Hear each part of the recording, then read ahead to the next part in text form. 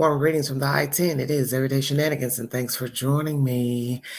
It's a bit late in the I-10, 11:20 p.m.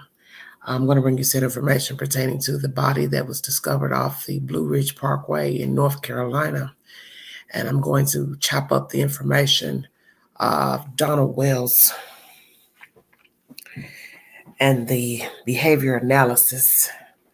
I didn't really hear anything afterwards to say what they thought of what was said by Donald Wells, which is very interesting, because my thing is, if you're going to talk to someone, interview someone, wouldn't you give your analysis thereafter? So maybe that will come later. I really was bored to death with the said information, but I had to sit through it, because why would I just watch half of it? But of course, it was time consuming. But I did it anyway, so I could bring you the said information. Hello, Soul Survivor. How you doing? Thanks for joining me, sweetheart. Late it is. Tried my best getting on as early as I could. Queen's tired, honey. Tired of this anyway, this foolishness. Hope you're well out there, 16 viewing, amen. I will bring you audio from a news clip pertaining to the body that was found. There is still no more information about identification of the said person. I do not know if it was an accident, they fell, pushed, murder, I don't know. But when I get an update, I will bring it to you. Okay, snarky. Now, what does that mean, Connie? I don't hear that word often. Thank you all for joining me. I'm going to go ahead and get started, because my lives go pretty long once people decide they want to get crunk and start talking. This is the first part of the title pertaining to the person that was found deceased off an embankment, fell down an embankment off the Blue Ridge Parkway, North Carolina. WSOC TV is the source. Deputies are investigating the death of a person found along the Blue Ridge Parkway in Watauga County. They found that body Saturday afternoon in the Yadkin Valley overlook north of Blowing Rock. Now, we don't know the name of the person or how they died. We'll update you as soon as we get some more information there. All right, WSOC TV is the source, so not very much information. That's the sad situation. Now we'll get to the shenanigans. Okay. Hope you all are well. Hope you all had a great weekend. Mine was okay. It was okay. Getting ready for a new week.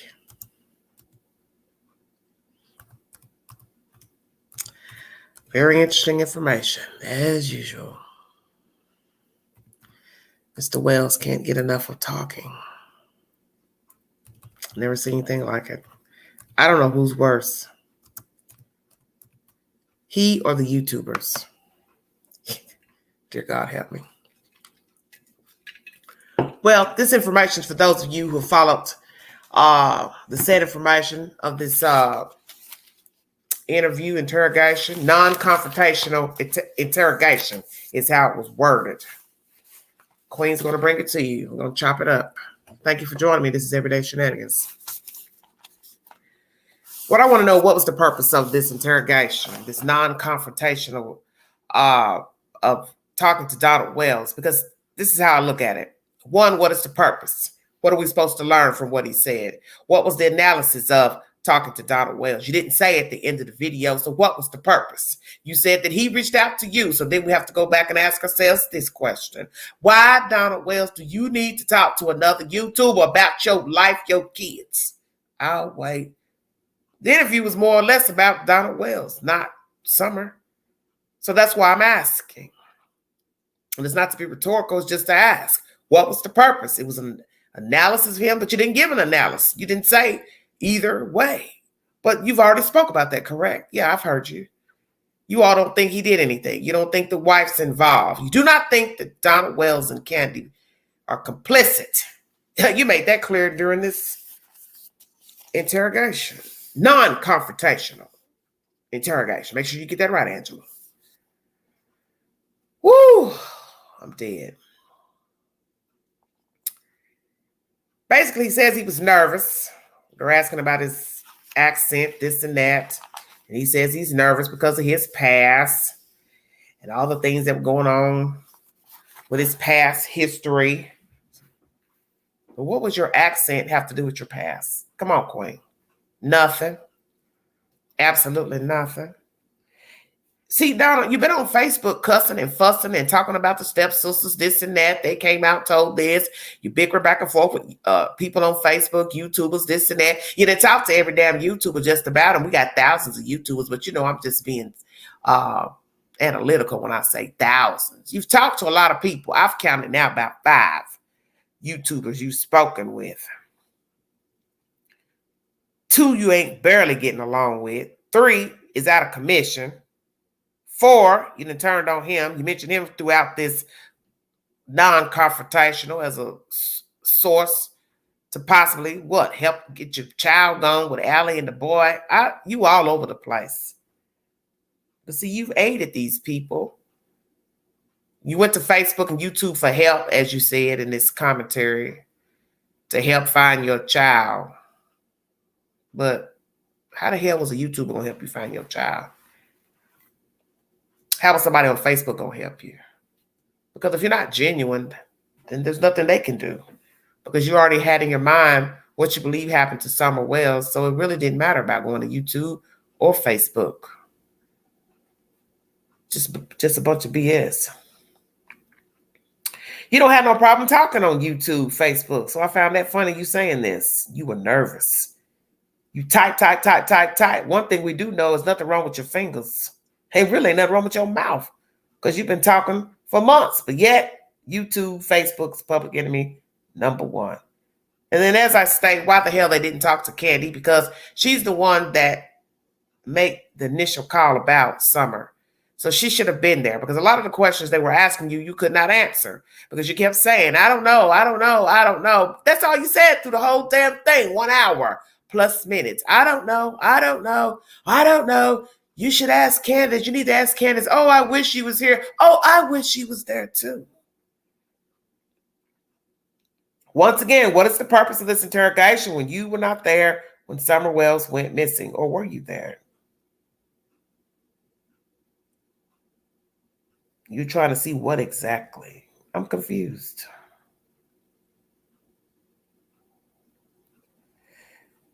June 15th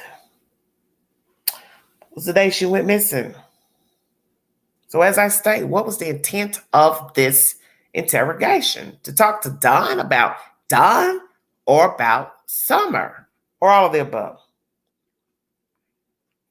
Once again, why did you all not interview Candace Bly Wells? It comes up about you all being complicit. This is a non-confrontational interrogation. And once again, I'm going to say it. What was the purpose? Because I don't believe they think you all are complicit. They asked about the kids being in the state's care. You basically said it got dangerous. So you're alluding to the fact that what? You gave up your kids? You gave up your kids to the state?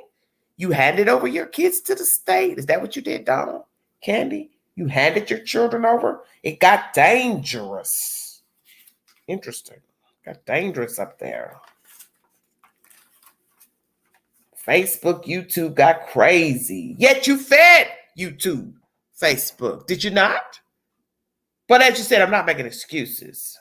So I'm going to say it again. So did you give your kids up to the state? Because you're making it seem like because of all the shenanigans with social media, you drinking, going off the edge, you gave your kids up. So did you give your kids up? Maybe you should have said that. I gave them up. I feared for their safety here. I'm confused. Gag order is in effect. You can't say anything about the boys. You basically you ran off the deep end, started drinking, blah, blah, blah. You're back on track.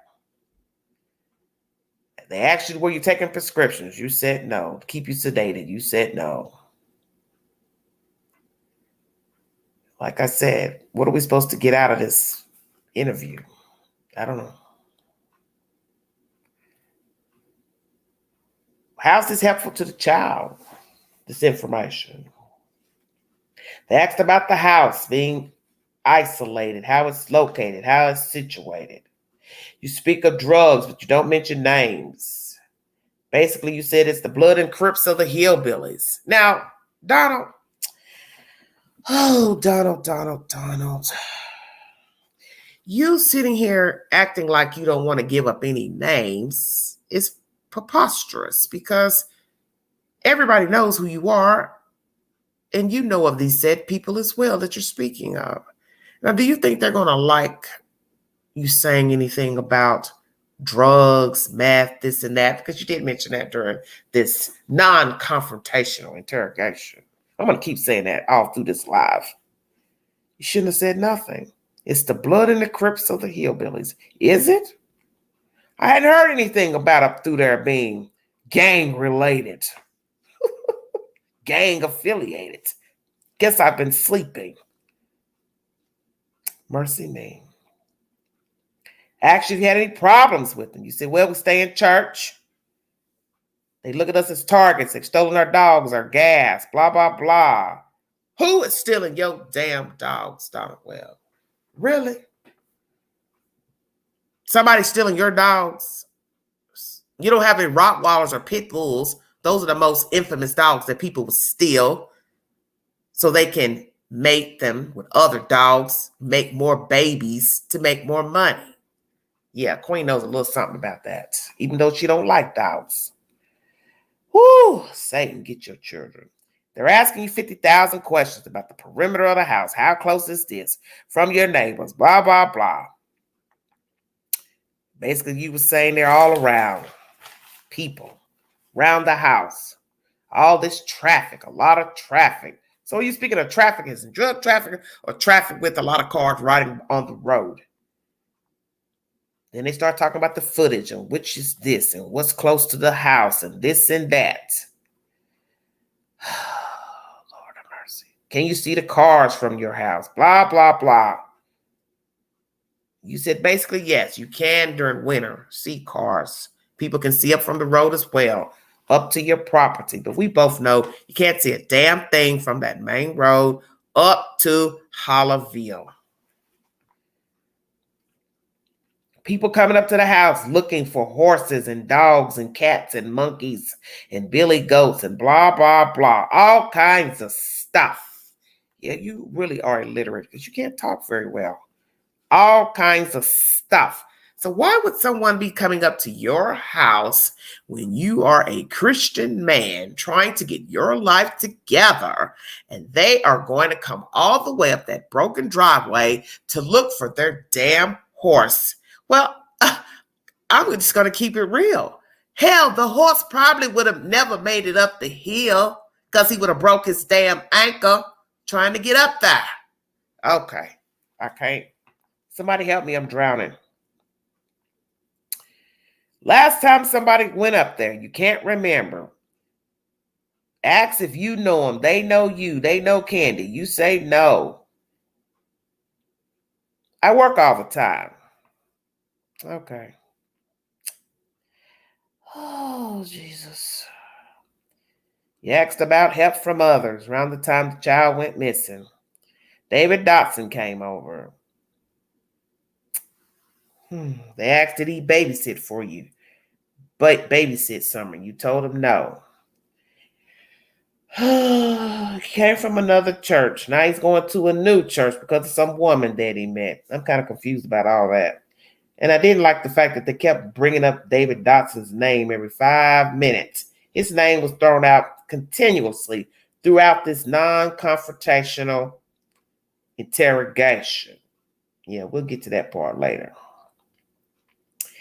Did he know the child beforehand? Blah, blah, blah. He said he met her a couple times before she went missing. And he went to a new Baptist church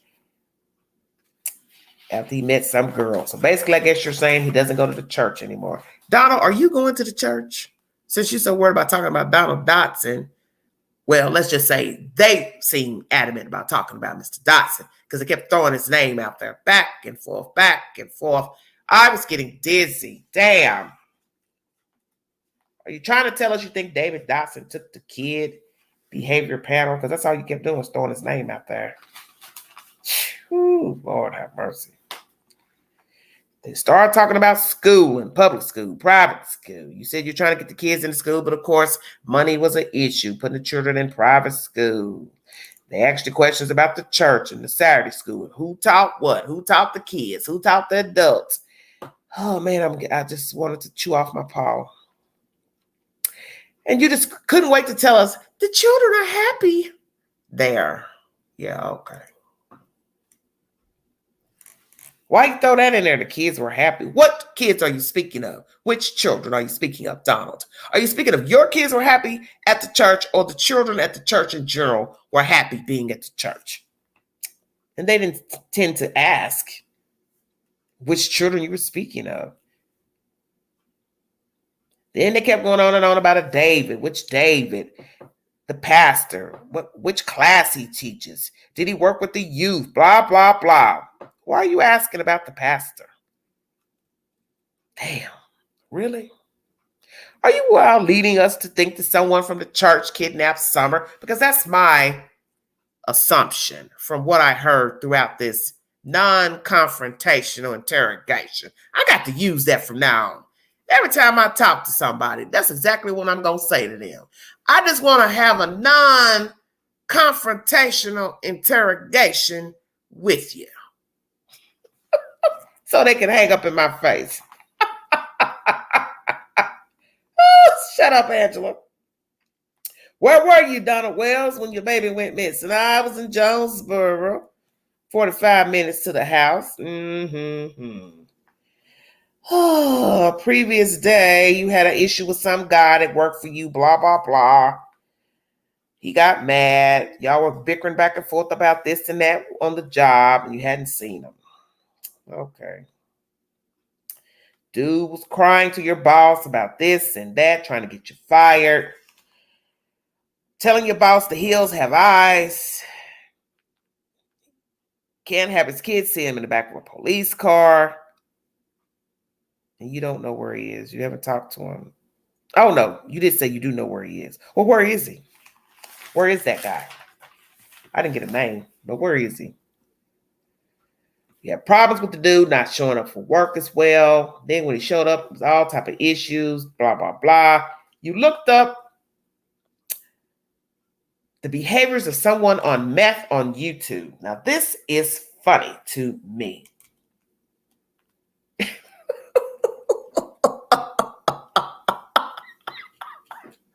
Donald Wells is looking up behavioral patterns of a meth addict. What's wrong with Google? Was your Google not working? I'm confused. Donald, you've used drugs before. So you need to go to YouTube to see a video on what a person does that's getting high off of meth. Damn, baby, you used to get high. Really? Come on, Queen. Chew my other paw off. Well, what I want to know is, what did the video say?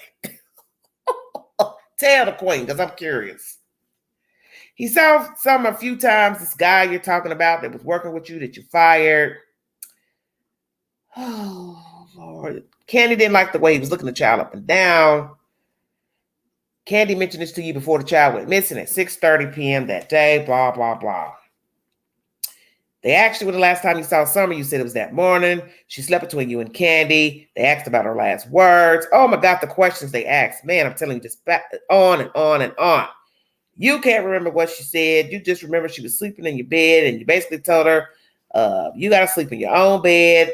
And she said, Daddy, but I want to be with you. Ooh, that don't sound good. And then one of the men has the nerve to say, well, they can't sleep with you forever. Okay, what's your point? I think we know that. Yeah, all right. This is when Donald gets emotional. Mind you, I was pitter-paddling around while listening to this. I was not even looking at Donald Wells' expressions while listening to this. I guess that wasn't right. I should have been looking at his facial expressions, but I didn't care to look. Sorry. Oh, they asked about grandma that day, what Candy was doing, running around that day. You mentioned that they went to get grandmama's medicines and blah, blah, blah. You don't know what the medicine was because they asked you what kind of meds. Donald Wells doesn't know. Then you went on to talk about Hunter going to the lake with Summer and Candy Cane, and that Summer begged for Hunter to go. Now, that is interesting because we never heard that Summer beckoned for H to go to the swimming hole. Well, well, well. Now we have new information. And if it was repeated before, the Queen had not heard of it. So now we want to throw Summer in the mix as the one wanting H to go to the swimming hole. Everything seemed fine. Fine. With Allie and H and everybody. They went home. You believed her version. The way she's been behaving, she's close to the edge. No, you don't think she did anything. She has a great relationship with H and Allie. Blah, blah, blah. She unloaded the groceries. They planted flowers. Summer wanted to go in the house. Oh, Lord have mercy. They asked about the trailer, which I don't know why they asked about that. You said basically granny stuff, blah, blah, blah. What is the purpose of this damn interrogation? Non-confrontational interrogation. These fucking guys act like they don't know nobody in the story. You don't know Allie. You don't know H. You don't know grandmama. You ain't heard about the dude he fired. Everybody you keep asking all these questions about. Pookie, Ray, Bubba, Billy Bob. Who's that? Who's that? What's his name? What he doing? What did he say? Man, I'm drowning. Come on with this junk. Boys were playing games, blah, blah, blah. Summer wanted one of the brothers to come downstairs, but he didn't want to because he wanted to keep playing his game. Oh, Lord. She could have opened the door. Boys have been leaving the door wide open or unlocked. Candy never mentions this. She just mentions one time with Chris Madonna that she doesn't know if the door was unlocked or not. Now here you come telling us you've had to scold the boys about leaving the door unlocked or sitting wide open. Wow. Boy, the narrative. It just keeps changing. They asked about hearing people come to the house, if they will be heard coming in a car. You said, I could drive around the house and not be heard. I've honked my horn and nobody's heard me. I doubt that, Donald Wells. If you honked your horn up there on Mount Everest and nobody came out, that's why nobody came out. There's no way I believe you drive up there or any other participants have driven up there on that road and nobody could hear a car coming up on the gravel. Okay. Allie flipped on us. I don't know why. I can't remember what she said, what they said. They asked, do they live near each other? Do y'all live near each other? You said no. They don't have a father. They live in the city. They can't play outside. They're troubled kids. Bullshit. Kingsport is not a major city. Man, don't get me crunk. Now you talking stupid talk now. You better stop this, boy. Now I got to talk to you like you a child. You got these folks already thinking everybody that live in rural America live like that, and they don't. Now you up here telling these two men, oh yeah, they live in the city, they ain't got no daddy, and they can't play outside. That's why we had them coming to the house. Man, is you high? Where Allie live now is better living than where you live. And I don't give a damn if it's Section 8, low rent, zero rent. It's better than that damn place you live up there in Rogersville. You got to stop that foolishness, trying to make it seem like her kids so troubled, this and that. They live in the city. Dude, you don't even know what a city is. Come on with this foolishness. Kingsport is not a major city in the South. And you know that.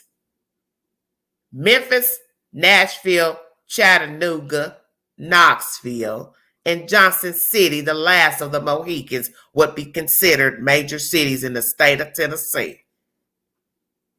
Just because you live in Hollerville and act like you ain't never been no damn where, don't try to make people think Kingsport got it damn going on, because it ain't. We know about the Tri-Cities. If ain't nobody knew, they now know. But Kingsport ain't got no high population. The way you trying to make it seem like they gang banging up there. The kids can't go outside. So now you trying to act like they in Chirac. Man, you know you ought to be ashamed of yourself. Don, you warped. You are warped.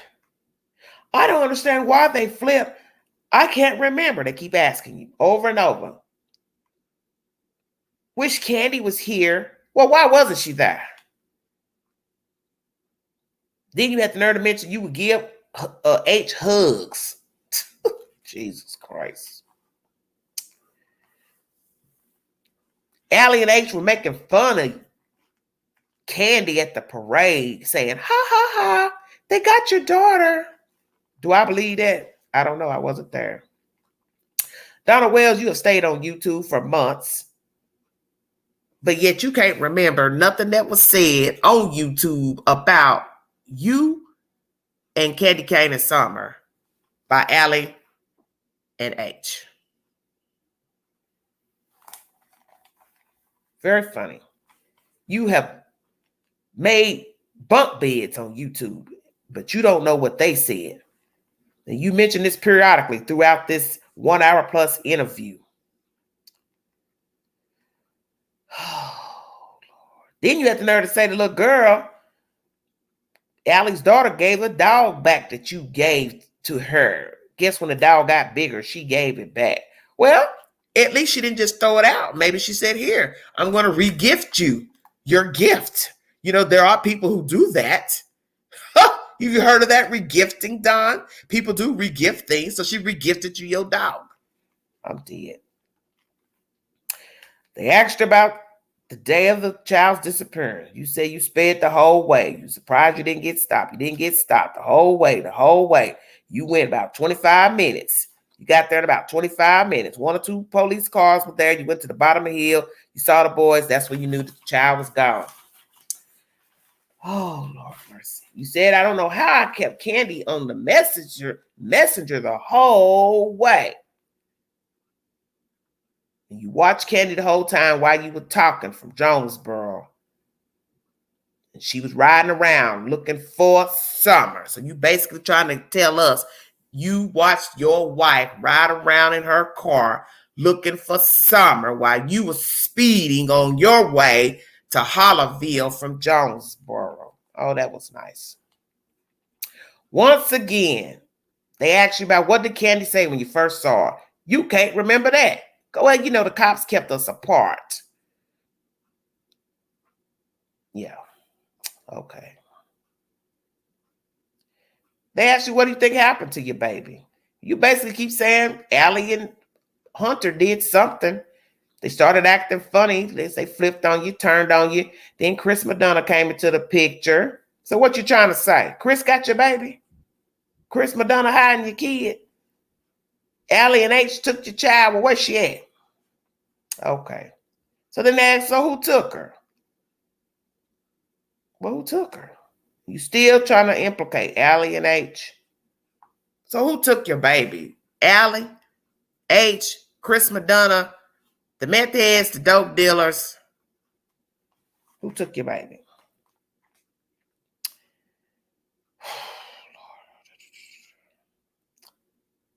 People have been combating with you on Facebook, some group. You don't know who they are. Well, my thing is, why you on there? Why were you on Facebook in the first place? Oh, I forgot. That's right. You wanted somebody to help you find Summer Wells. They just on there to throw things off, creating drama, blaming you and Candy for doing something to Summer. Well, first of all, you wouldn't be combating with some unknown people if you had carried your tail somewhere, such as church, and laid it down to the altar and let God handle this situation. So you created all this mess, you and Candy Cane. Lord. And you still go on and on about going to Facebook and YouTube for help. 3 months of talking to people. Don't even know who I was talking to, who we were talking to. Well, you didn't mind because you sure took up with some old YouTubers. Y'all acting like y'all were best of friends. Now y'all done all fell out. At least 3 of you. Y'all done fell out with once another's. Oh, Lord. Oh, Jesus. Help your children, Father. They asked you what you think happened to your child. You believe she was kidnapped. Asked you about her demeanor, running off. Would she run off? And you said she used to take off running when she was smaller, took off running at church, but you got that under control. You had to warn her about wild dogs and bad people. There are bad people out there, blah, blah, blah. The kids go down to the creek and play. She wouldn't go all the way. You gave the boys pocket knives, and she would stay at a safe distance. Oh, Lord. Asked if she would mind you. You said she would. She wasn't really a trouble child. She would break down and cry. Candy had a great relationship with Summer because they asked also about the relationship with Candy and the child.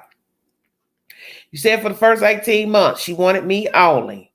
Candy took her to the park, was with her all the time because I worked, blah, blah, blah. They had a good relationship. Candy was proud of her. The boys did fight a lot, boys. You did put the children in timeout. No privileges, no games. They actually was the worst drama that ever happened in your life. And you said that y'all drank. It would escalate. Then you say, nah. Then actually was this violence. Then you changed it and said, yeah. I'd get into trouble. Got beat up. Guess you talking about Candy beating you up. Then the subject comes up about Allie and Jose. You said Allie left Jose there, just dumped him. Well, why would she do that? So what are you saying? Allie was staying with you all? She didn't have her own place?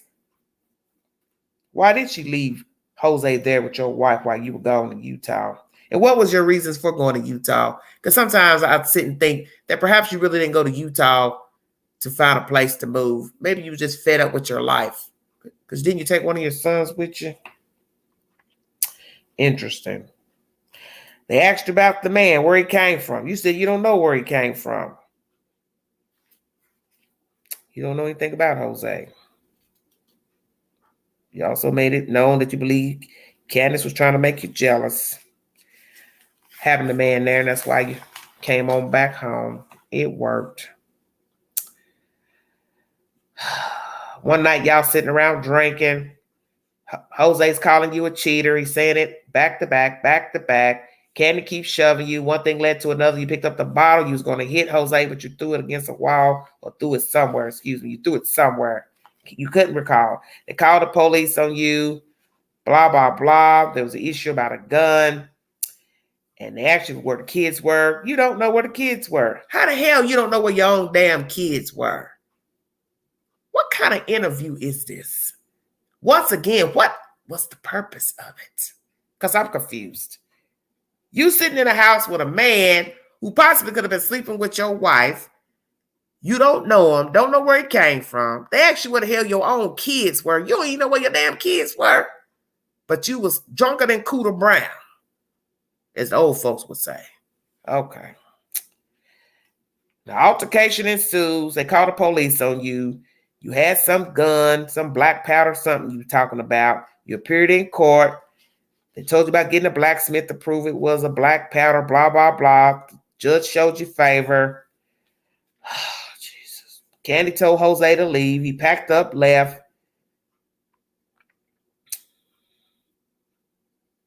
Basically, you said she won. But who really won, Donna Wells? Considering what has happened now with your child being missing, your other children in state's care, who is the biggest winner now? And you had the nerve to reply after all that you were discussing about this incident at the house with Grandma, Candy, Jose, going to court for this issue. But just so long as she loves me. Lord have mercy. And you two are two buffoons.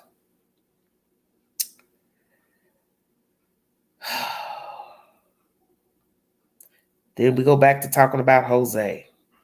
Did Jose interact with the child? You say you don't know. Once again, why was Jose there? See, what I think is Allie brought Jose around, and perhaps Jose and Candy Cane were flirting with each other, one or the other, and Allie got jealous, and perhaps that's how she left Jose at Candy's house. Stay woke. Now, naturally, Candy has denied having any type of relationship with Jose. But I believe possibly they were flirting. They asked him, did you do anything to Summer? You said no. If I had her, I would tell the police everything. They asked, did Candy do something? You said no, she's too tore up. She loved her daughter. She wouldn't do anything to her. I believe she was kidnapped. Somebody did something to her. Then there was an issue with FBI asking you, did perhaps you that you could have possibly had a drug debt. You said, I got money in the bank. I had $3,000 in the bank at the time. So you basically saying you didn't have anything to do with your child. Then they go on to talk about the the dog trail. Oh, the neighbor said she heard a scream, blah, blah, blah. Summer screamed loud. Then they asked about Candy hearing the scream. Don says no. If outside, yes, but inside, no. They asked you about Candy's version of what happened. You said you did ask yourself some questions about what Candy told you. But due to her emotional state, you don't believe she did anything. But you kind of stumbled when they asked you this question. Like really you weren't sure. You teeter-tottered. One of the boys came up and told you it wasn't his fault. And I guess it's because of your behavior, the way you were acting. Maybe the child felt guilty that you or the mother thought the boys were complicit in something happening to Summer. Then you go back to talking about Allie and H again. And they keep asking you about Allie and H. And then you keep saying you wish Candy was there to explain because you don't remember anything. And they were pressuring you to remember what was said. This is where I'm getting like really annoyed with these people, these two guys. Don, why can't you remember what Allie and H said about you and Candy? You stayed on Facebook right along with them, so I don't understand how you don't remember anything. It's very, this whole interview's jacked up. Then they ask you about one piece of information that you can remember. And you bring up the stepsisters. They were mad. They never knew Summer. They called the TBI the next day and said you killed her, blah, blah, blah. Both nieces said that you essayed them for 7 years straight. You would kill them if they told anybody. This went on for 70 days, and you couldn't understand how this went on. People were calling your phone. They gave your telephone number out. You don't know how these people got your telephone number. Making up all these horrific lies about you. You barely knew Trish. You only knew Amanda a little bit because they asked you about both of them and your relationship with them and how well you knew them. And then you said the last time you saw them was at your dad's house, but you really didn't know them. Then they asked you about getting along with them. You said, no, not really. You didn't get along with them. They asked you about the stepmom. And you said, well, you went on to say your stepmom was basically your babysitter. So that really befuddled me. What are you saying? Your stepmom was your babysitter. So what are you saying, Donald Wells? You and your stepmother are the same age. What is the age difference between you and your stepmother? You and your stepsisters have had issues. They played innocent. Okay. Then they started saying things about, yeah, kids do stuff, blah, blah, blah. Basically saying, well, it's okay for brothers and sisters and cousins and everybody to touch each other inappropriately. That's what they were acting like. And then they said, yes, we all do things. We all did things when we were children, but it's what you're doing now, blah, blah, blah. This interview was jacked up. Then you basically said, they asked you about loving them, and you said you did love them at one time, of course, but you all grew apart. There was a lot of hate.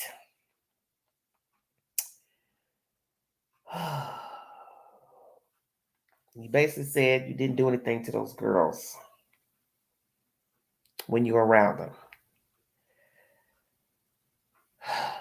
And the issue with Trish came back up. And they asked you, did you do anything while being on drugs or in trouble with the law?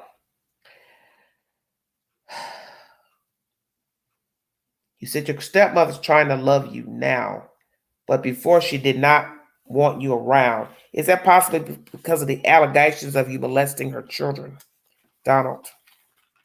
So now as time gone by and you've stayed away from the family, she's perhaps more receptive of you because you haven't had contact with her children and grandchildren. Could that be it? Once again, you asked again about the stepsisters. You basically said everything was good when you all were children, but things changed as you got older. Stuff changed. Why is that? Once again. Then asked you again, do you know where Summer is? You told him no. You believe she was kidnapped. Anybody in your life you think may be responsible? You basically started talking about meth heads, people looking for her, stepsisters involved. But my thing is, if the stepsisters haven't been talking to you, you haven't been visiting them, they never visited you, how could they be responsible for hiring somebody to take Summer?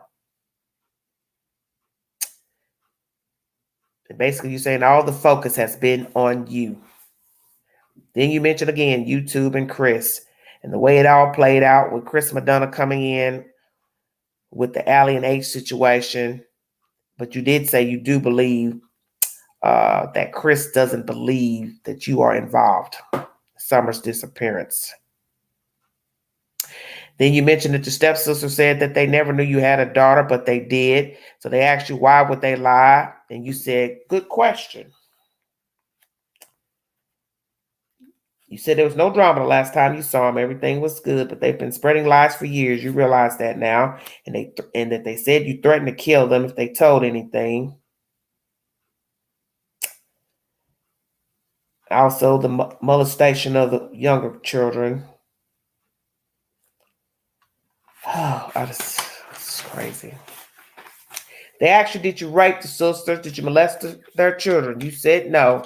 They asked you, did you threaten to kill them? You said no. And you said they all changed their versions and admitted this on tape, that these were all lies put against you. You then went on to say that maybe perhaps the stepsisters believed that Summer was in danger. So basically you're alluding to the fact that you believe possibly the stepsisters are involved in taking your child. Then you had the nerve to say that Trish ran with this lie for 70 days before making it right. Then they asked you about contact with them. Can he have any contact with the sisters? And you said no. They didn't know Candace. Candace didn't know them.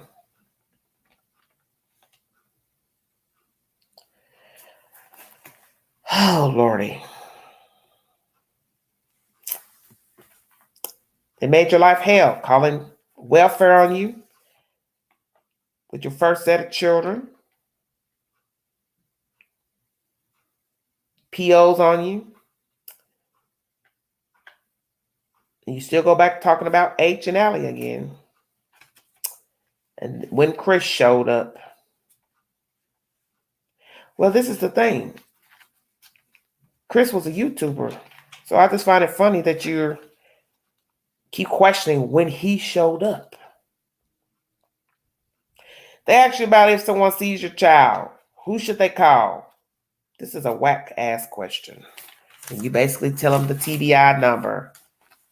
Then they go back to talking about Mr. Dotson, Dave. His name is mentioned periodically during this unconfrontational interrogation.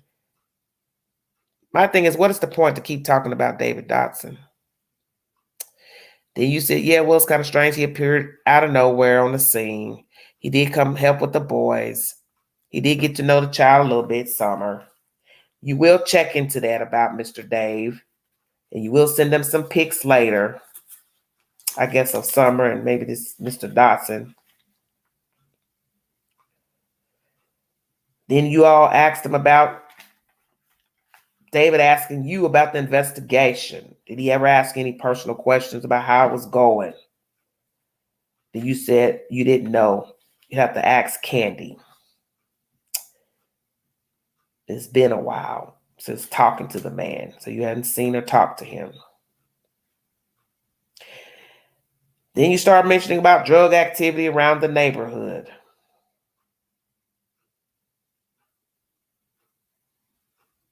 And you don't see anything changing with all the drug trafficking, with law enforcement.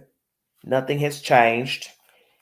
You said you thought, considering that the child went missing, that things would stop around the neighborhood, the illegal activity, but it doesn't look like it has. The people are still selling drugs. Very interesting you would mention that. Then they asked, did he ever give Summer gifts? He said, no, one thing you ever noticed with him is that he would swing her around.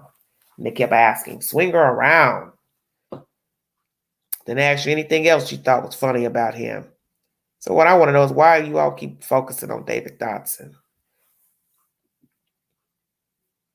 Then they told you, well, you have to be careful the people you have around your children that's close to you. Once again, Donald says he'll check on that. Then they asked you about your theories pertaining to the child. And you go back to talking about your stepsisters and the TikTok videos that Candy posted, that perhaps some stranger may have been watching Candy's post of the child.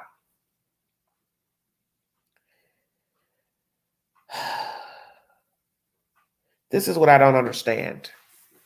If you didn't have a relationship with your sisters, they never talked to Candy. Candy never talked to them. Why in the world would they send someone to Rogersville to kidnap your child?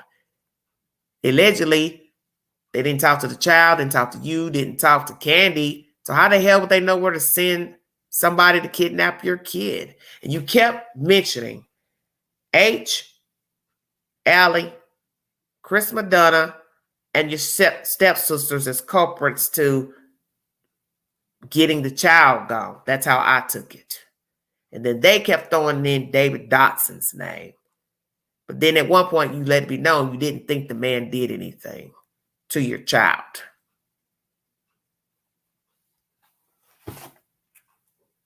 I don't understand the purpose of this non-confrontational interrogation of Donald Wells, because they already made it seem like they believed he and Candy's version of what happened on June 15th. So what was the purpose of this? You see, Donald Wells wasn't there allegedly. So you should have been talking to Candy. That's the one you should have been talking to, because that's the one that spun the web that her child was missing. So it seems like to me, if you wanted to watch someone's behavior, watch someone's demeanor, watch someone's eye contact, watch someone's body behavior, Candace would be the one that you want to watch, because she's the one that was with the child all day. She's the one that basically took care of the child while Donald Wells went to work all day, every day. That's the one you should have been talking to, was Candace Bly Wells. Thank you all for joining me. This is Everyday Shenanigans. If you want to donate to the channel, $BeganG129 Cash App. If you want to give your commentary pertaining to the information that I just brought to you, pertaining to the body that was found off of Blue Ridge Parkway, FBI saying that they do not believe it is linked to the disappearance of Brian Laundrie, and also this analysis or interrogation, let's say, of Mr. Wells, I will drop the link, and feel free to come up and give your opinion. Please respect the hostess and the mods in the chat. Refrain from using any derogatory language. And if you are under the influence of any type of drug, narcotics, or alcohol, do not hit my panel. Thank you. God bless you. Ooh, Satan is busy. My goodness gracious. I know some of you are saying, now what was that last comment about? Do the math. Thank you all for joining me. It's a very, very interesting conversation, because it looks like to me they were trying to throw Mr. Dotson under the bus as a culprit. And between them throwing Dotson up, his name up every 5 seconds, and Donald throwing up his sister's names, what a web we weave. What a web we weave when we try to deceive. Shut up. Thank you all for joining me. Sorry I got on late. I was trying to get up here as quick as I could. Mercy. 50 minutes of that. Jesus Christ. I was pondering if I really wanted to even sit there and listen to all that and write all that information down. It's easier if you just play the audio, but went ahead and took notes anyway. Thank you, honey. I appreciate that. Hi, Crystal. How you doing, honey? Thanks for joining me.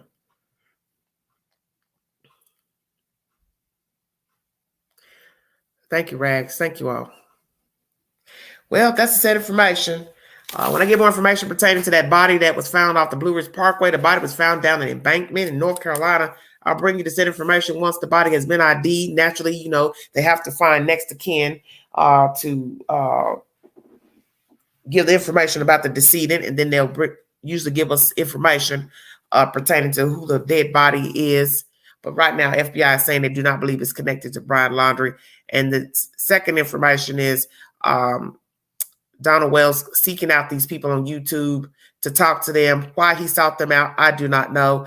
That seems to be all he does, is seek out people. As I put on my community post earlier, seek and ye shall find. You go looking for stuff, you will find stuff. And you might find some other stuff while you're out there looking. It's craziness. Oh, wow. Oh, yeah, he's most definitely alive. He is most definitely alive.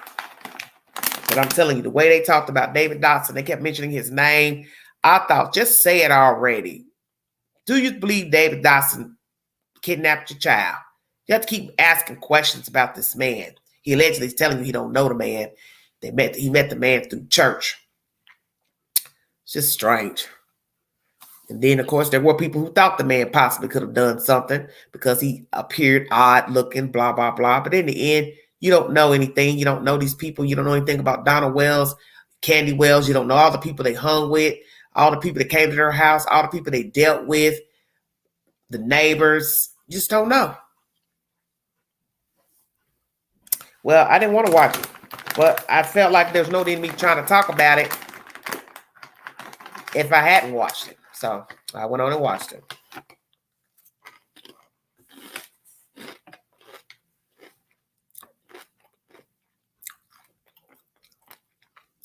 Yeah, that's about right.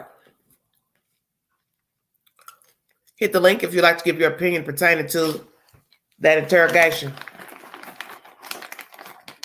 Oh, mercy.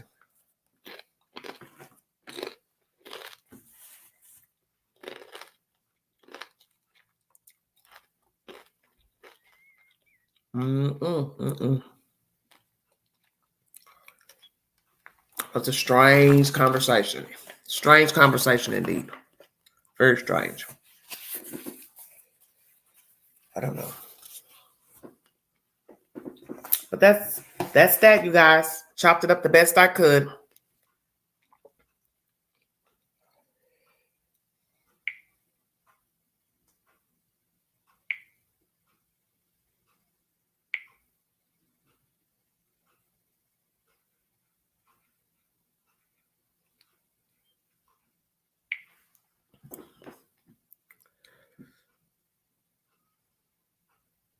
Well, Rags, I haven't heard from you in a while. It's just 12:15 in the high 10.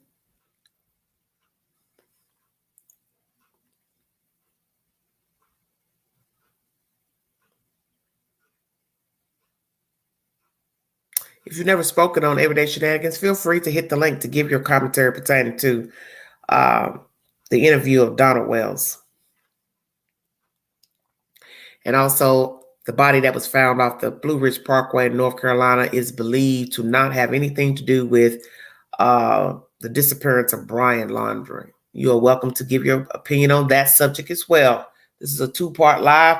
Feel free to give your opinion on either subject matter or both. Thank you.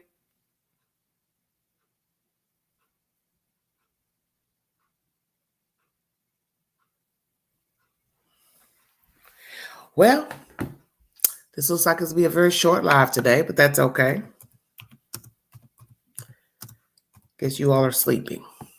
I'll go get me some rest myself.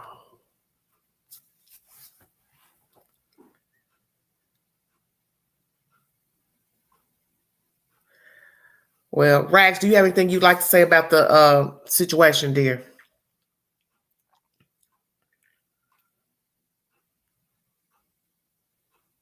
Well, it's awfully quiet up here. I'm sorry I didn't have my volume up. Sorry about that. Must be when I was cleaning my keyboard.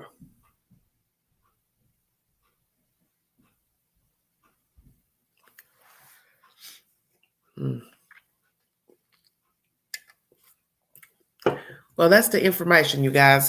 Feel free to check out the content if you like to indulge yourself in the buffoonery. My thing is that Donald Wells is an attention-seeking whore, and these other people who have fallen in behind him, they're also fame whores as well.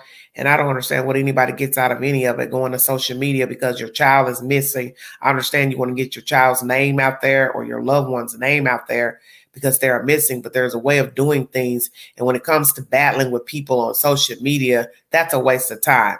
So I can't see how anyone would feel that was a necessity in trying to get information about your child. I'm not going to go arguing with people in groups and have them on my Facebook page bickering with me about what they think I did and didn't do. That's not productive.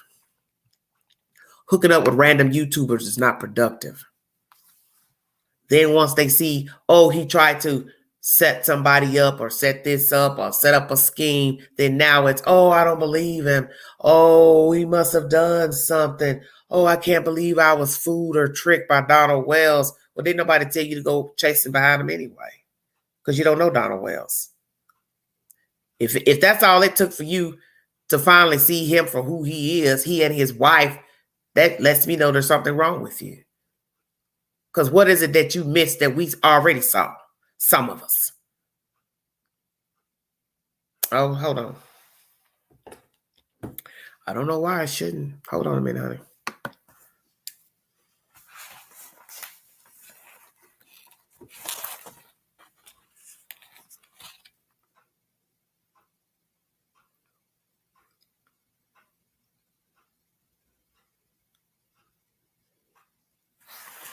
Oh, it's strange.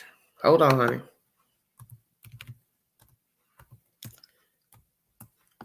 It's very weird.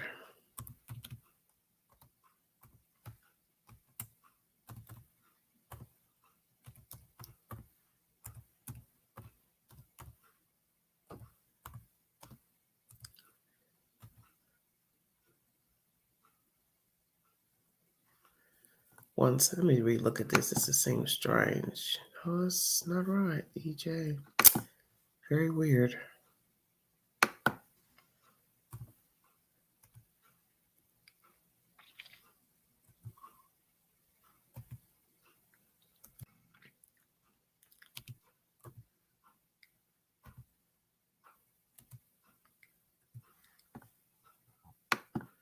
I knew damn well that thing worked.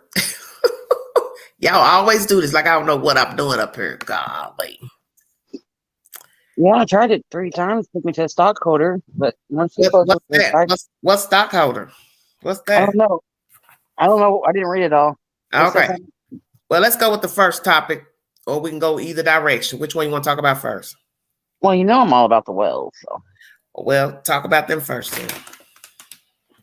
the ridiculous inauguration that we watched, they lied all the way through.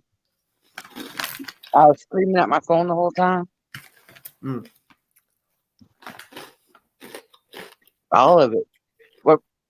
Like he kept saying that Allie and them were fine, which Facebook proves and TikTok proves that they weren't, along with what Candace said, because they were in every photo and video all the way up to months ago. About when Allie said that Candace said that they got into it, so they weren't fine. Then he knew exactly how many days his sister's been dragging his name through the mud, but he couldn't remember how many days Summer was missing.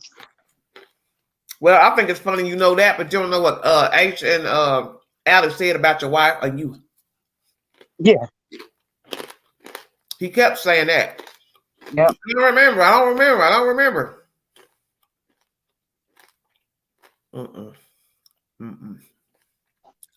Can't remember nothing. Nothing. And then they were trying to pressure him at the end. I thought, you know how stupid you look sitting up here trying to pressure this man to remember something? This is ridiculous. Yeah. I even posted on the thing. I'm like, again, somebody wasting our time. Bring Candace up there. Right. Don't you think that was the best person to talk to, considering she's the one that was with her child all day? Yeah.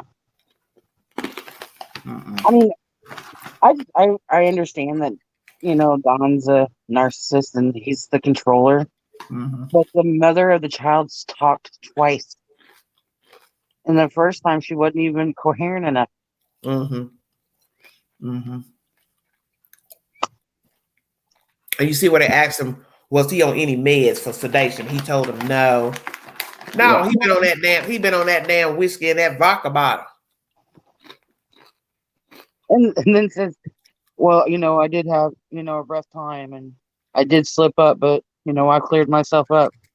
You were just 2 weeks ago. I was gonna say, yeah. Look, you would look toe up and potty training with your shades on. Exactly. He may have been clean since that morning. You were potty training. I really don't want to believe that he was using the bathroom. I think he just did that for show.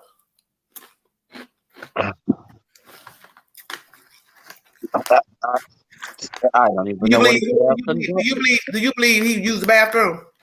I do. He dropped his pants and he farted. I didn't hear that part. Yeah. About halfway through it, whenever he was trying to act like he was praying. I'm dead, Satan. Oh, wow.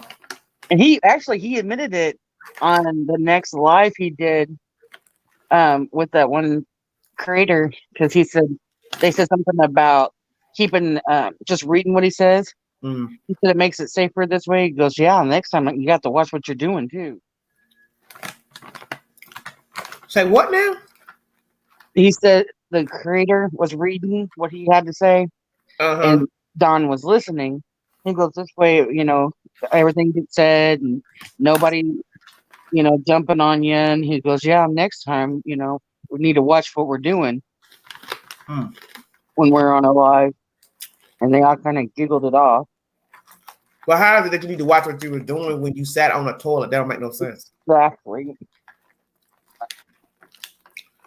So you forgot you was on a live when you had the boo-boo. Okay. Wow.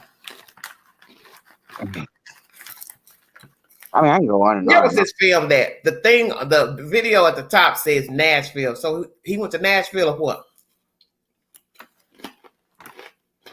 Oh, where was the video filmed? The inauguration thing? Where was the video filmed? I don't know. I didn't notice. It says Nashville on it. That's why I asked. Okay. And I'm trying to figure out where these guys were based out of. I'm not impressed with them. I kind of think it was probably like how Marriott hotels have those meeting rooms. Yeah. By the look of it, it's kind of like says he looks stoned. Did he look stoned to you? He always looks stoned to me, but yeah, a little bit. Eyes are red. He has some pretty lips, though. Let me tell you. Are you cracking a joke, ma'am? No, heck yeah, I am. You see those red lips?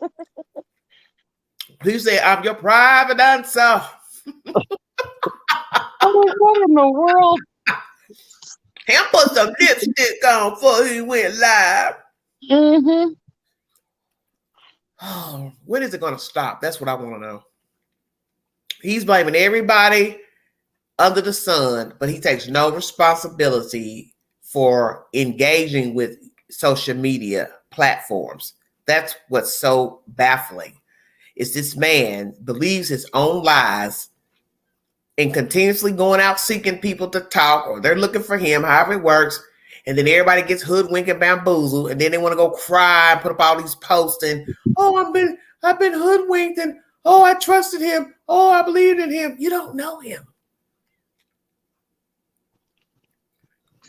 You don't know him. Just like all this mess going on with this guy running across the country, or wherever the hell he is missing, Mr. Laundrie, that's a perfect example of not knowing someone. You understand what I'm saying? Oh, yeah. Perfect example. You don't know people. Oh my God, Dee Dee said he had on cherry lip gloss and some eyeliner. I'm dead. Oh, I didn't notice the eyeliner. I was too stuck on the lips. I hope that's a joke. I bet that's a joke. Rags, please don't even go there. Oh my God. Hit the link, you guys, if you want to give your opinion. Somebody said he still don't know the kids' ages. Well, honey, he probably know how he got to where he was. Okay, let's talk about the body found. What do you think about that? I'm just kind of waiting on that one. Okay. Kind of like everybody else on that, because the only thing that kind of makes me wonder about that is, since they found that body, the guy that's been like, not interview, the news guy that's been constant. Oh, I think God, it's two of them. what is it? The one on WFLA. Yeah, JB, I think's his name or something like that. Mm-hmm. He ain't been out. So what's he know? That's the one thing. I mean, like he ain't been streaming like he was. Mm-hmm. I haven't seen anybody staying at the house like they were. Mm-hmm. So it's like, why did everybody stop when they found the body? Mm-hmm. But I ain't saying it's Brian or nothing. Maybe they drove up there to get, to see. Yeah. Because wasn't, yeah. But that's what I wanted to talk about. What if it is him? Oh my gosh. Yeah. The parents would be so disappointed, I mean, they're already disappointed anyway because he stole their child. I mean, there's no appropriate word to use. I don't even want to say disappointment. I'm sure they're, disgusted, livid.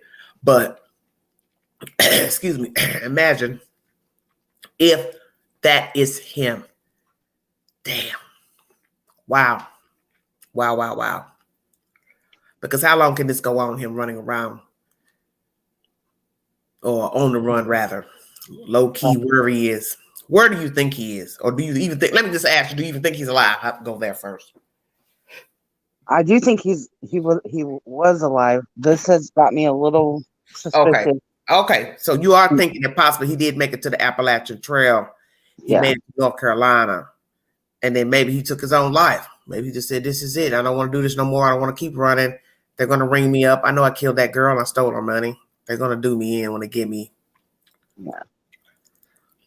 But he just seems like such a coward to take his own life, Yeah, well, that Sharky guy just killed himself last week. So people do it all the time. Yeah, I know. Mm-hmm. So that's the thing about a narcissist. You're a narcissist up until some point. It's got me wondering, we all of us don't have any receipt that it was him. It's just everything's kind of been quiet since that moment. It's like, well, we'll see. We'll see by tomorrow, or later today, rather. What the news will say coming out of North Carolina, if they will do a DNA match, because I'm sure they will. They probably sent pictures of the decedent, to the Laundries. I'm sure they did that. Have you noticed it too, or have I just missed it, that there's not been as much news coverage and standing outside the house since that body was found? Okay. Well, I went in the queue briefly. I didn't really see anything. Everything I brought up about dog bounty hunter, boy, I brought some crazy stuff about him. I found some crazy stuff. He's gone back to Colorado. Oh, has he? He's injured his ankle. Yep. I can read you the information. Hold on. Woo, girl.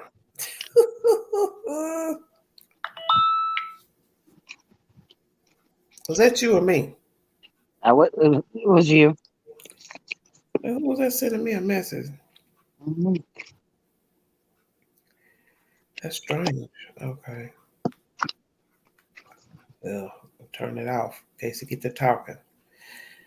Okay. But on that, while you're looking that up, that interrogation, I can't even say the word right now. But anyways. Interrogation. Non-confrontational interrogation. There we go.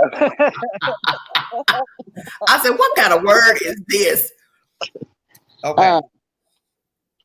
I mean, to me, I think those guys were trying to play him, and it was like so obvious. Like every time he'd say something, they were like, "Well, who is that?" Like they don't already know.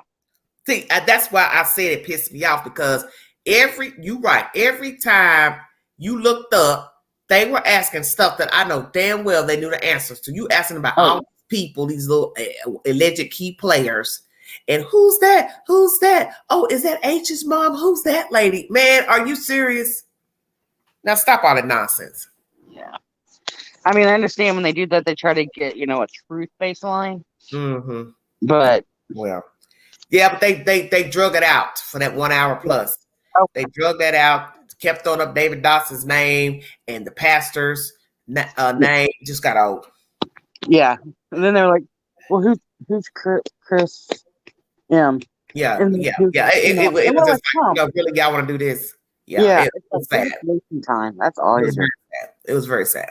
Yeah. Okay, here we go. Dog the Bounty Hunters had a pretty rough go at it over the past week or so between legal threats and actual lawsuits. New reports detail that the ex-reality star might have sustained an injury during his search for Brian Laundrie at Florida's DeSoto campgrounds. Here's your latest update regarding that front. Josh Benson is a reporter for WFLA News, Channel 8, a local Florida network. He's been in touch with Dog the Bounty Hunters team since the beginning of their search for Brian Laundrie at Fort DeSoto. Benson shared an update with Twitter saying Dog's team reached out with news concerning his physical health. Apparently, Dog somehow injured his ankle during the search. It's unclear what exactly led to this injury or what level of severity it carries.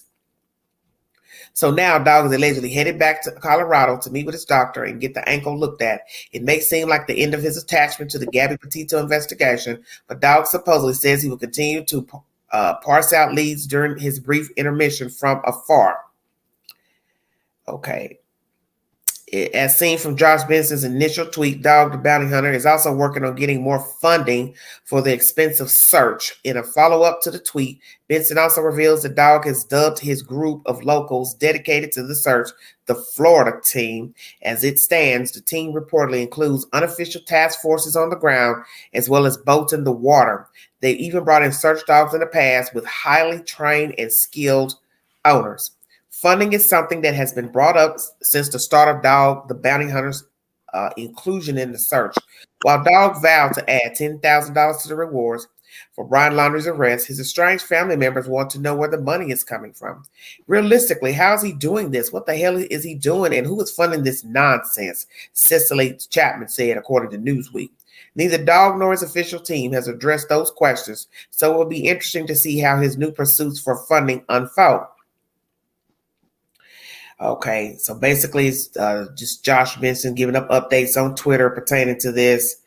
It says, team says he's put together a talented network of local team members he calls the Florida team that will continue to search while he's gone.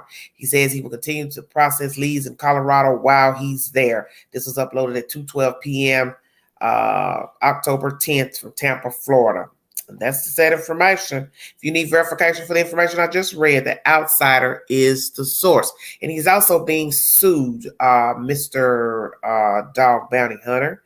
And he is not licensed to be a bounty hunter or investigator in the state of Florida, or I think anywhere. And when you Google him, it comes up that he is a former bondsman, if I'm not mistaken.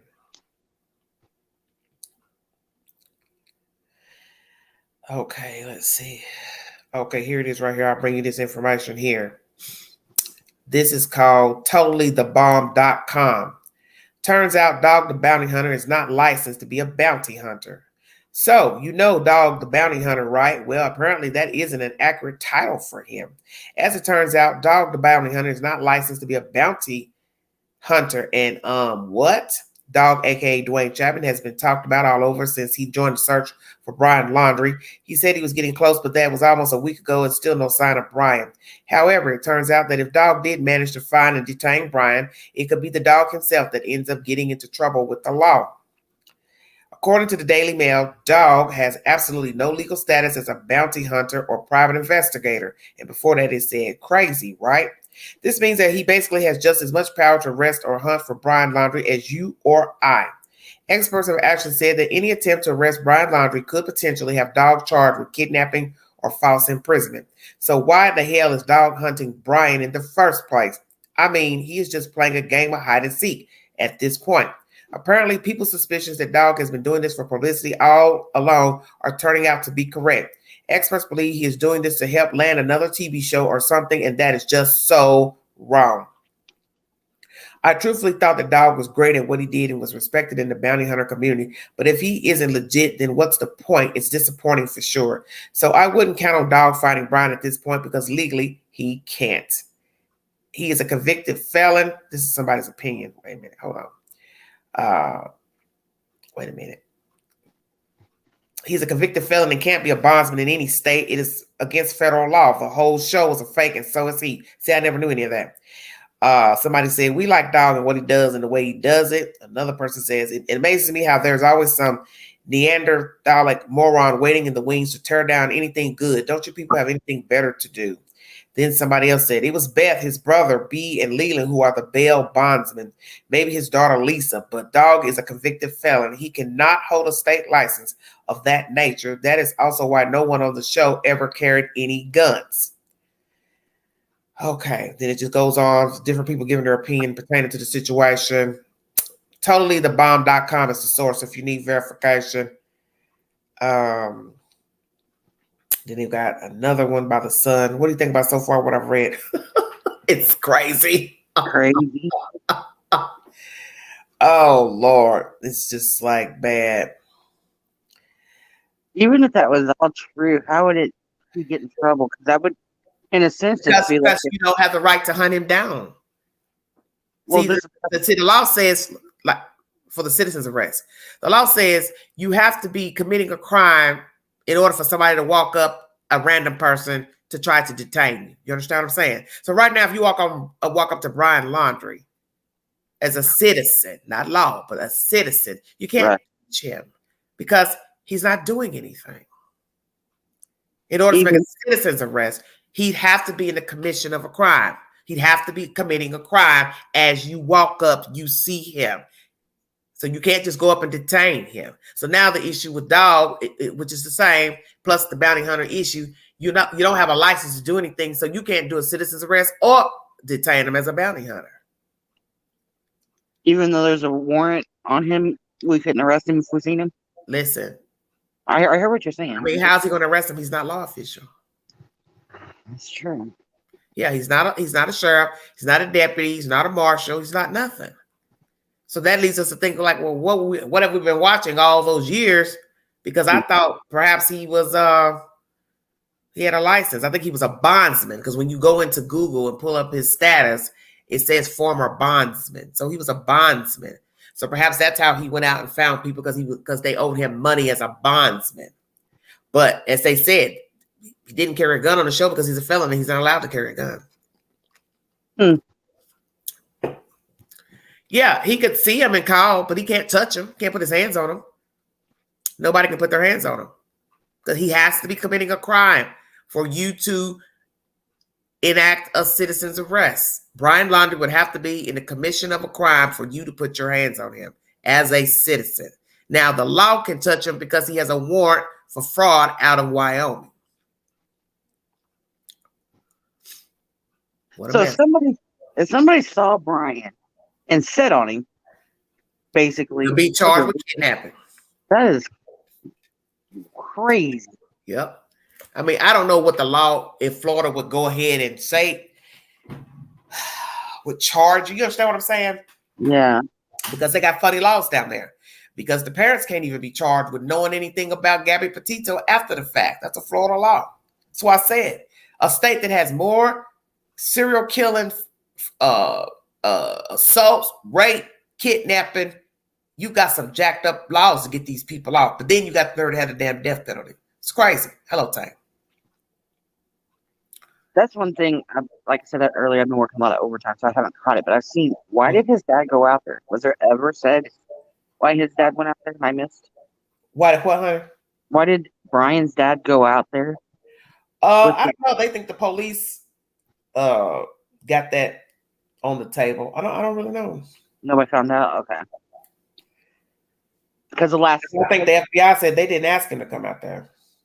Well, the last headline I seen was, why did he go out there? And I've never seen any answers to that. Yeah, he's only out there 3 to 3.5 hours. So That should tell you something. And think about this for a second.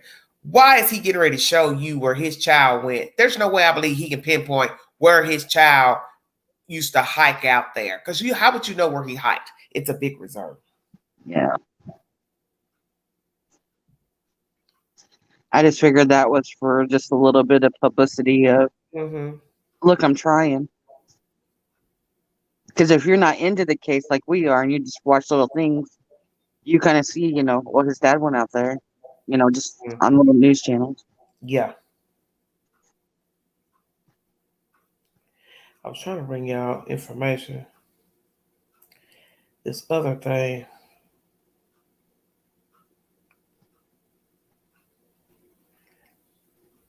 That where he's being sued.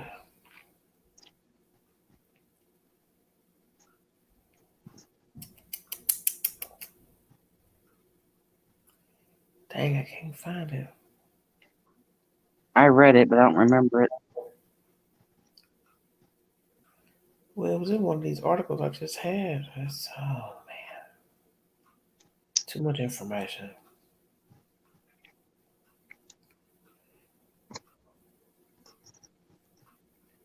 Here it is right here. He says, I'm gonna tell you right now, Laundrie, I'm gonna catch you. Meanwhile, the star was served with a $1.3 million lawsuit accusing him of racist and homophobic behavior before and after filming his Axe reality show Dog Unleashed. The suit accuses the reality star of breach of contract and alleges Dog was fired from a canned TV show for racist outbursts and carrying an illegal taser while filming in Virginia. Dog has vehemently denied the allegations. Then it just goes on to tell you when he joined the search, blah, blah, blah. He's screwed. He needs money. He's worth $6 million. You were on that show at least 12 years on one show. Then they picked up and put you on another show with Beth for 2 years. And you only have $6 million. That's all you're worth. So who was funding this trip while he was in Florida looking for Brian Laundrie? His followers. Hello, everybody. His followers. Never said.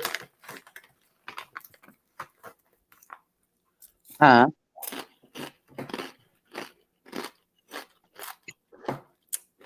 I'll say, who's been paying for the hotel fee, to feed the people he's with, feed himself? That costs money. Wading in the water. You got to wash your clothes, dry your boots, all of that. He's out there in that water, catch any type of airborne, any type of disease, fungus. Crazy. All those gators out there putting his life at risk. Lauren says new wifey. I doubt that. He's had 6 wives. I read that yesterday. Has he really? I was so angry when I saw that he got married. 6 wives. What, about 12 kids? He's been busy. I wish he'd button up his daggone shirt. Cut his hair or something. Yeah, it's time to join the millennium. Yeah. Because that thing that he pumps up in the front, that pompadour, whatever, God, I can't stand it. Yeah. How about this? They say he's 5'7". Really? I can't believe that. I guess the camera. He's like Prince walking around with them damn cowboy boots on. Oh my God. I mean, a lot of people think he's sexy. I've seen a few pictures of him with his shirt unbuckled and his little titties. I don't like that either. You're running around trying to catch a fugitive with chains and. Yeah. Okay. I mean, at least put a wife beater on underneath of it. Somebody said they're his real hair or extensions. I'll let you answer that. Probably a little bit of both. I ain't touching that. I'm sure he's thinning out by now. What is he, like 60? Yeah, you see the front part of his hairline is receding. That's why he needs to get like Michael Bolton and cut that shit off. Excuse my language. Mm-mm.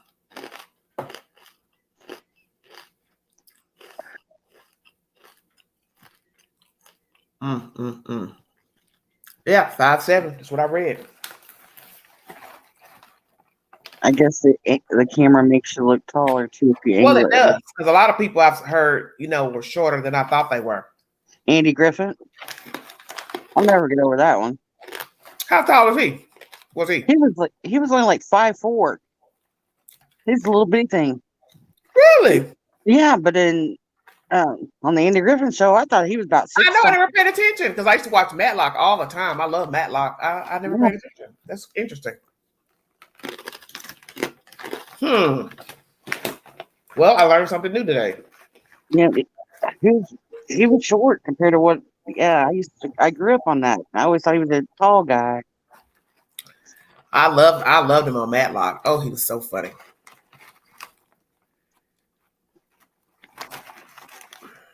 This is just bad.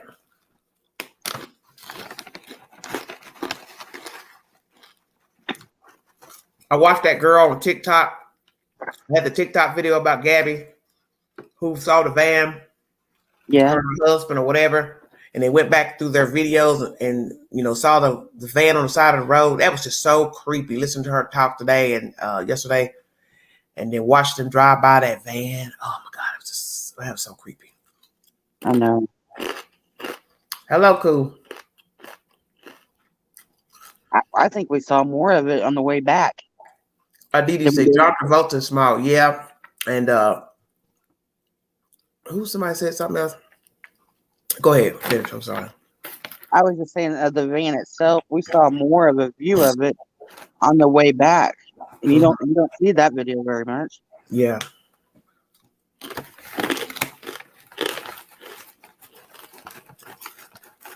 So this is what I want to know. When they drove by the van, I was trying to figure out what day was that when they drove by the van. Oh, I don't know. I'd have to go look that up. Okay, somebody said he has custom-made boots to look taller. Well, he's like Prince. That's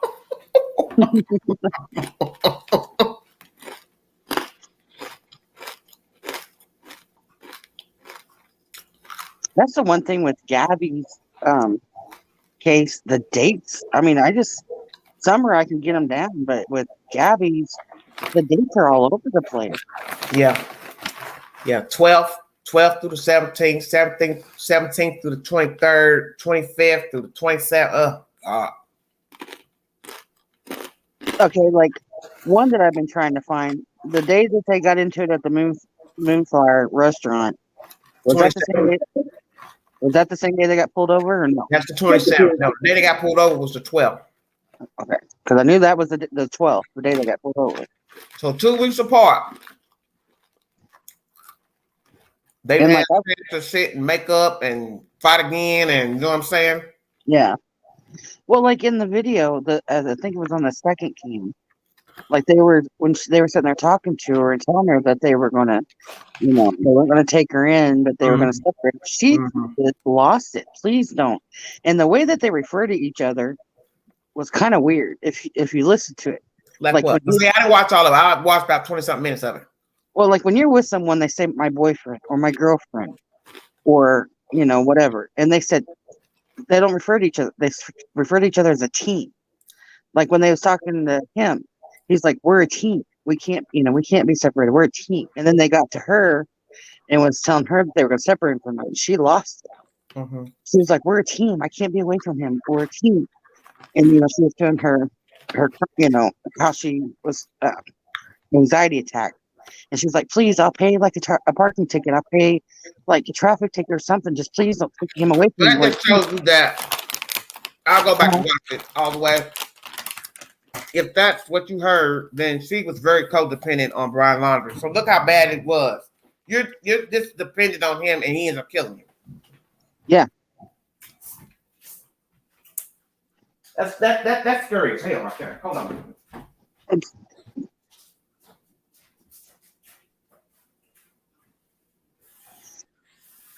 So what happened on the 27th besides the altercation? Because we really don't know what happened. What were they arguing? What was he arguing with those people about in that restaurant? What I've heard over and over is about the amount of how much their bill was. Say what, honey? I've heard the amount. He was mad about how much their bill was, or something about their bill. Yeah, I heard somebody mention that in the chat, but I just thought that was just somebody assuming, like, oh, it was the bill. Well, my God, what did they eat? Seriously. And I mean, I know probably nothing. Let's go there. Probably not. They probably didn't eat. You're not eating a lot because you're not cooking. You understand what I'm saying? Yeah. Yeah, maybe she was hungry.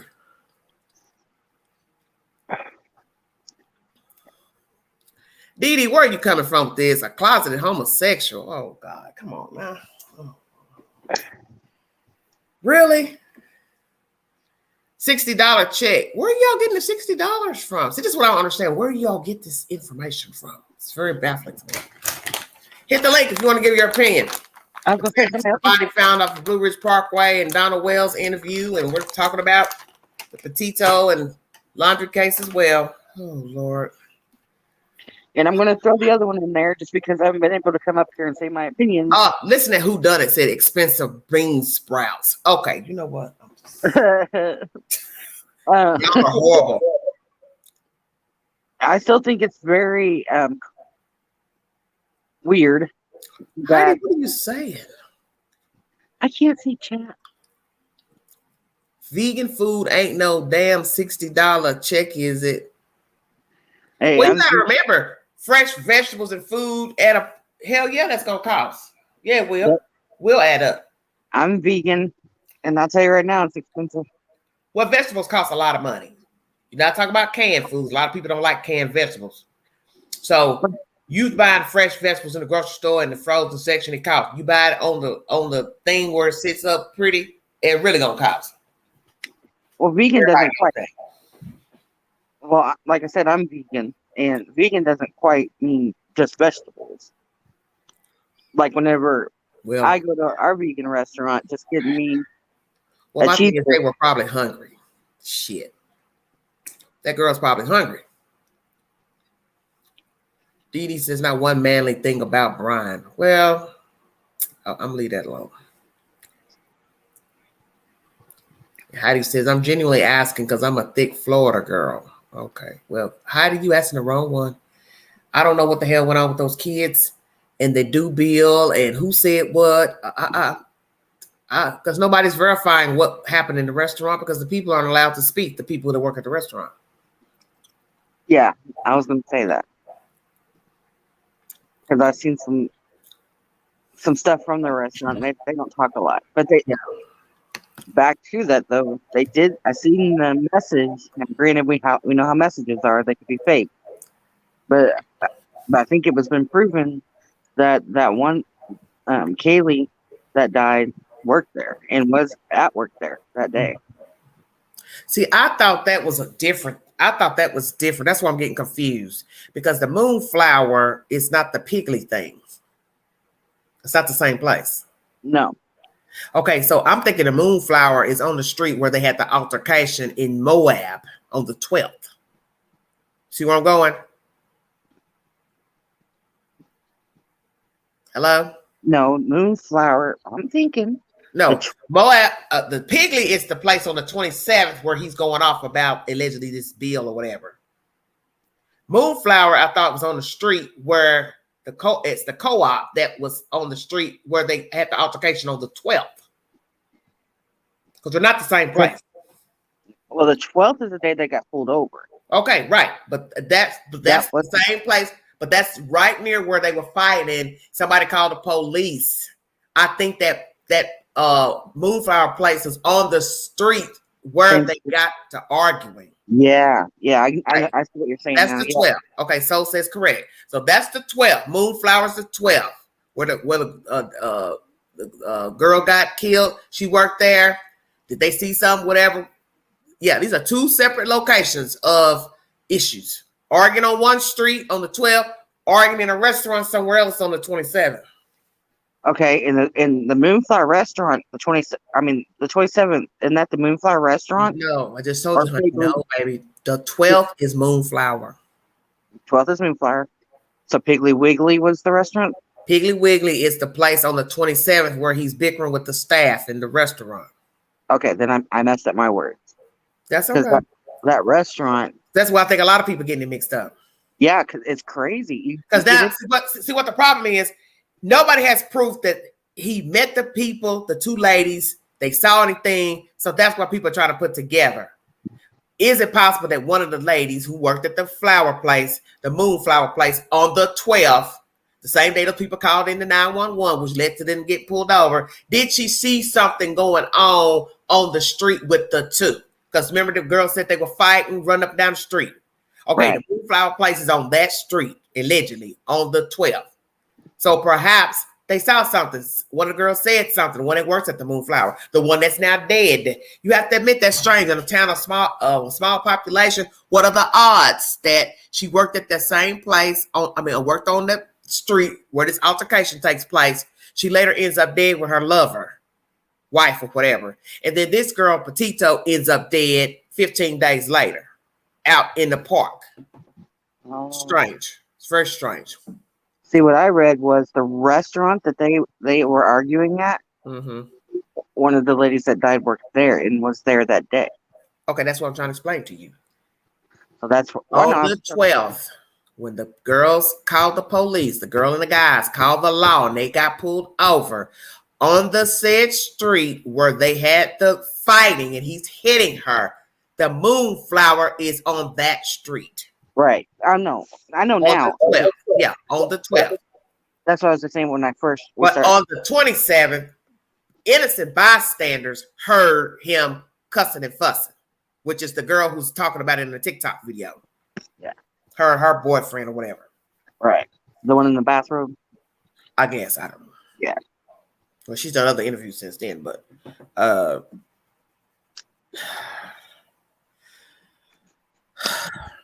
it just really just shows you that they didn't have no business together. Brian was not going to be with anybody. It wouldn't matter if it was Petito. It doesn't matter. There was going to be a problem regardless, and that's the gist of the story. This was never going to work. There was always going to be problems. Whether she dated him, married him, had kids, it will be the same damn result. Well, that's what I was saying that one. Because people are arguing about what the police should have done, not done, blah, blah, blah. They still would have hooked up. If she's acting frantic now, before they're separated, she's already letting you know her demeanor and what she felt for Brian Laundrie. So they hooked back up and still had two altercations that we know of. So that goes to show you, if there's two on the books from the 12th through the 15th, you don't know what the hell went on that you didn't see. Yeah. They may have had SmackDown drag out fights. Them 2 weeks. That's what I was saying. Like we were talking that one night. I mean, everybody's so upset over the cops, and like the cops even like resigned or whatever. And it's like, even if they would have arrested Somebody them, says a 6-minute walk from there, his hotel to I guess the Moonflower. So okay. even if they would have arrested them, it still would have ended up the exact It same wouldn't way. have mattered. That's what we're trying to tell people. It's obvious they fought 2 times in 2 weeks. That should tell you something right there. Because the 12th is not the 27th. That's 15 total days difference. And there's still a problem. Where there's an eyewitness saying he was acting erratic. So what's the difference between the 27th and him being calm on the 12th? See what I'm saying? Yeah, and he left home. We know all about that. But that's the whole point. She still stayed with him. That's the point we're making. She still left the hotel and got back with Brian. And that's why I'm saying, if you got 2 different dates in 2 weeks of them arguing, fighting, fussing, he cussing, fussing, whatever, what about the days you didn't see them? You don't know what they were doing in those 2 weeks. Because let me tell you, if they fought and argued and he fussed and cussed for them 2 days, one day he quiet, the next day 2 weeks he cussing and fussing, ain't no telling what was going on in them 2 weeks. He probably was fussing every damn day. And we have no proof they didn't end up back together that night. That's my point. So I kept telling everybody, stop repeating about she got back with him the next day. She got back. You don't know what she did. because the dead can't talk, and he's on the run. So you don't know what she did. She probably called him. I'm at the room. Can you come? Da-da-da. You understand what I'm saying? And then 9 times out of 10, he's cheap. Who paid for the room? See, people don't really think when they talk. This man didn't try to spend no money. He emptied a dead woman's car. So what that tell you? And if it's true that he arguing about a bill at a restaurant, that tell you right there you won't spend no damn money.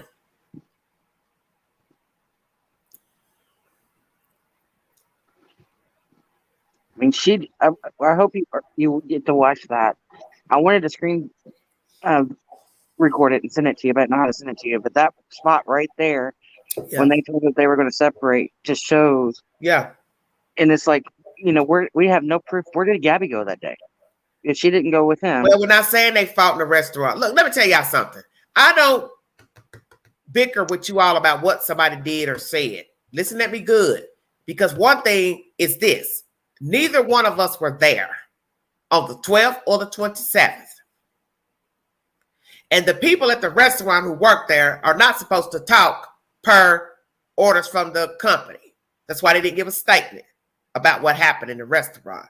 You really don't know what the hell happened at that restaurant at the Piggly Wiggly thing or what the hell happened on the street in Moab. Can't say. Nobody can say what happened the 12th or the 27th. So I don't argue about what a dead person was doing with somebody else because one's dead and the other one's on the run. So how is somebody going to say what exactly happened? You can't say. There's no way you can say it. Another thing I want you to look at whenever you're watching that second cam, it comes up on Brian's side. Look at his face. You don't see one cut on his face. Then he's left alone when they pull Gabby out. He gets out and he's got a cut on his right hand side of his face. Wasn't there? So look at that too. I don't know, Lauren. I think it was self-inflicted. Really, because those marks were deep. Mm-hmm. Well, whenever you watch the body cam, the cop coming up on his side, look, I've screenshotted it, zoomed in, everything. I can't see any marks on his face there. But see, that doesn't make any sense because if he wanted her to go to jail, he would have said that. So why are you going to scratch yourself? I don't know. Oh, Lord mercy.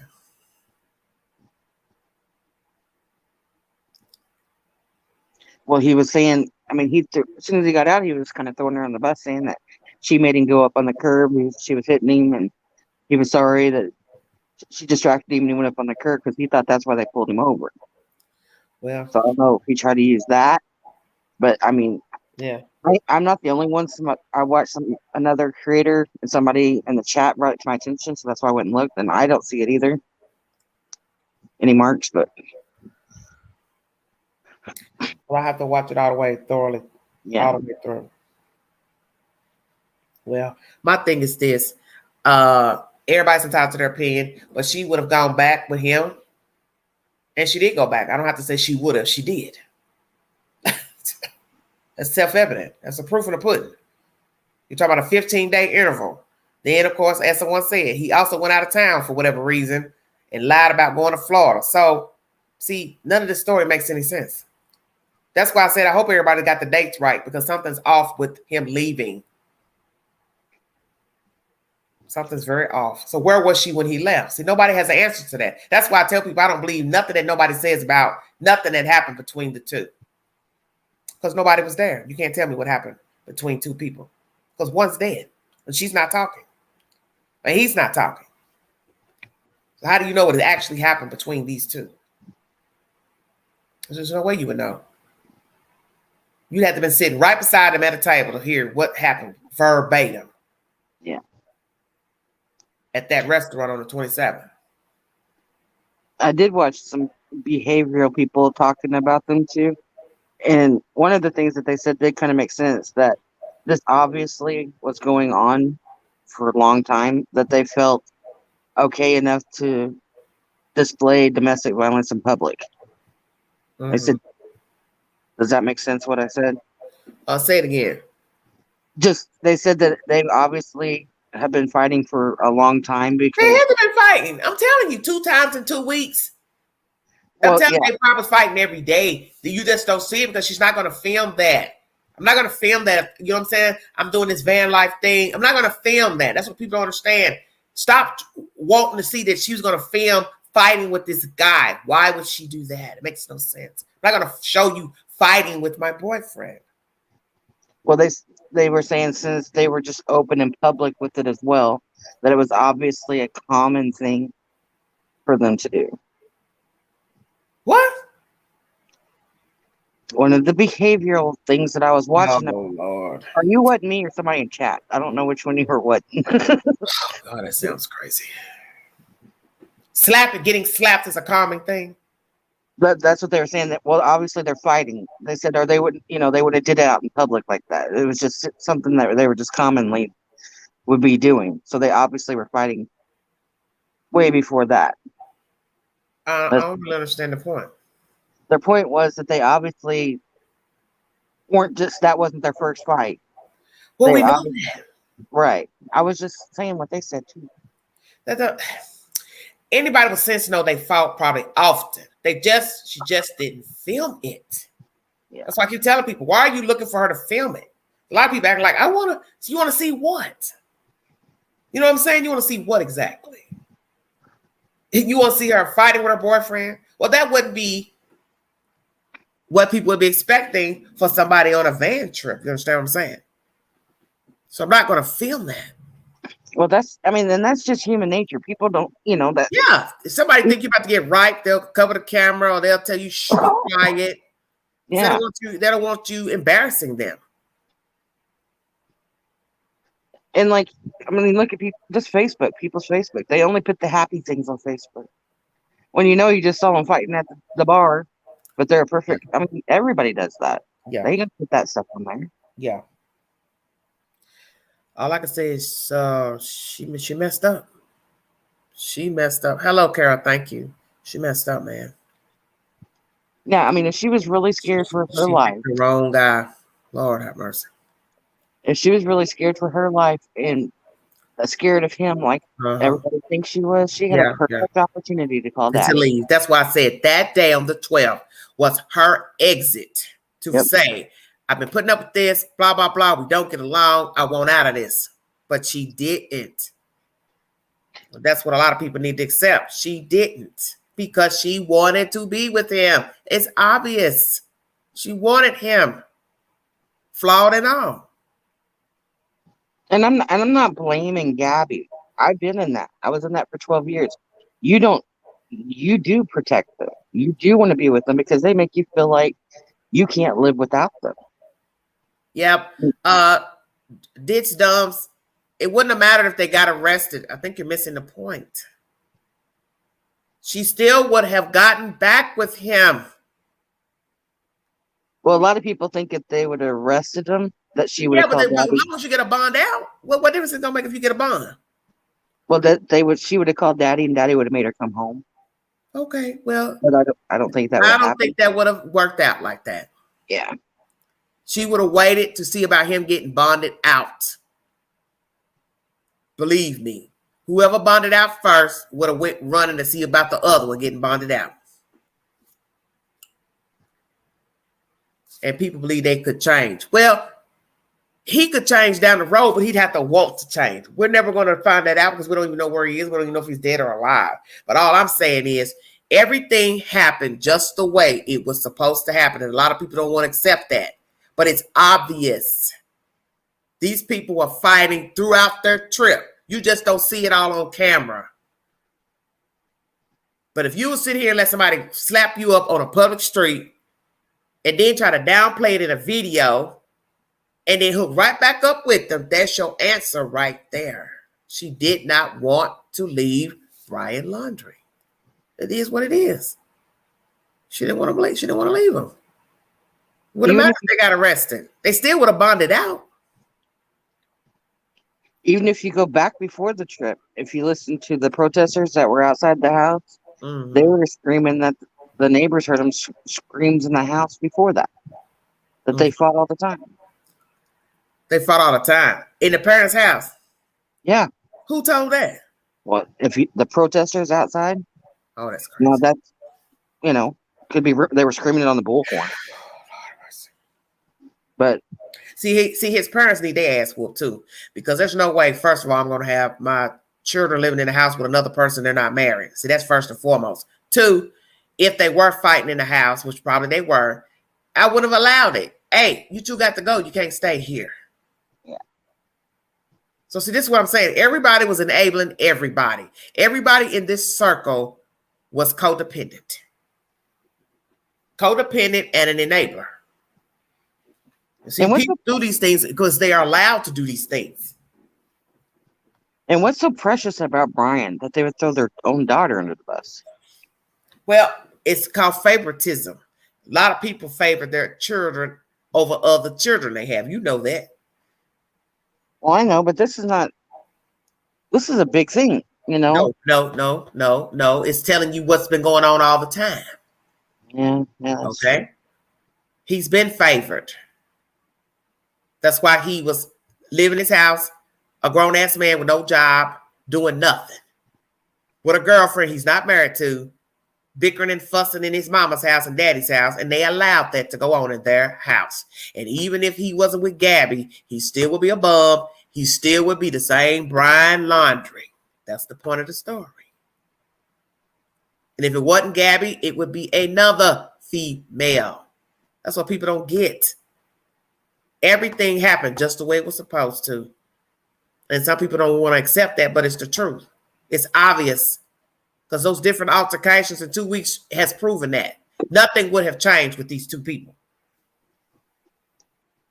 They would have found their way with one another.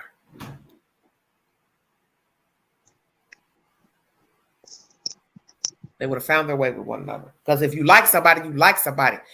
You can't make somebody not like somebody. You understand what I'm saying? Even if they see they're not getting along with the person, they're not treating well, I'm not treating you well, whatsoever.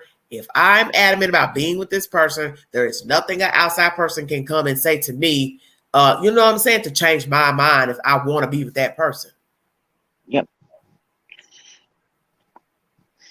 And 90% of us has been there. That's why you hear in the chat, I lived with it for this long. I did it for this long. Yeah. And that's the thing. You're lucky. You're lucky. You're fortunate to be alive, especially if it's very, you know what I mean? If it's violent. It's volatile. Somebody's beating you up, hurting you. You don't know the day that they're going to one day finish you off. Yeah. And that's what's so sad about this story. I did it myself. My ex-husband. Jesus Christ. I don't know. The last month of our marriage, he played Russian roulette with a gun to my head. But I was stupid enough that I loved him. And that's what I'm saying. That's what I'm saying. That's why a lot of people in the cemetery, because they held out. Gabby Petito is one of those people. She held out. And that was her decision. That's why I said there's no way I believe he just started acting up on the 12th. No. And then he boldly did it in front of the people too. And hopefully if somebody's in the chat and they're living it right now, leave now. No, he's been hurting that girl. I'm just saying anybody's listening to us that's going through it right now. Oh, yeah. Well, this is Domestic Violence Awareness Month. So if you need help, there are resources out there, but you have to want the help. You have to want the help. Yeah. Lord have mercy. There's just no words.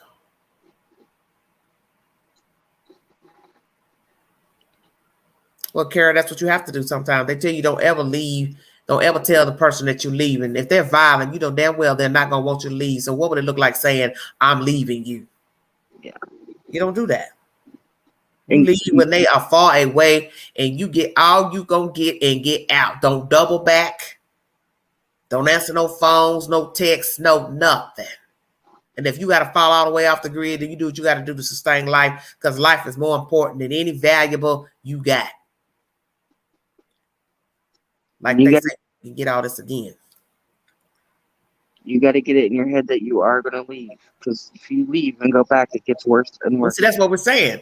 A lot of people do, though. You know, go stay at somebody's house for 1 day, 2 days, and then go back. He big, he finds you, he big, and then you go back, and then as soon as you walk in the door, he beats you down. Yep. Or kills you one. Yeah. You got to stay gone. Just stay out. So you got to be careful who you talk to and who you tell things to, because they're sneaky and they know how to find them. Find people you related to, friends, call them. Do you know where she is? Where can I find her? Blah, blah, blah. And then somebody weak, go back and tell it, knowing that your life's in danger, and then go tell. Well, yeah, she's over here at the hotel. And oh, yeah, she's staying here. And you're not supposed to do that. That's why it's best to leave. Don't tell nobody nothing. You got to find somebody you can trust. And don't tell them nothing. Just say, I'm just letting you know I'm gone, but I can't tell you where I'm at, but I'm safe. Because people get very weak and they tell stuff knowing they have no business telling. Yep. It's just sad. Okay, somebody says, I think Gabby told him, and that's why he killed her. I don't know about that.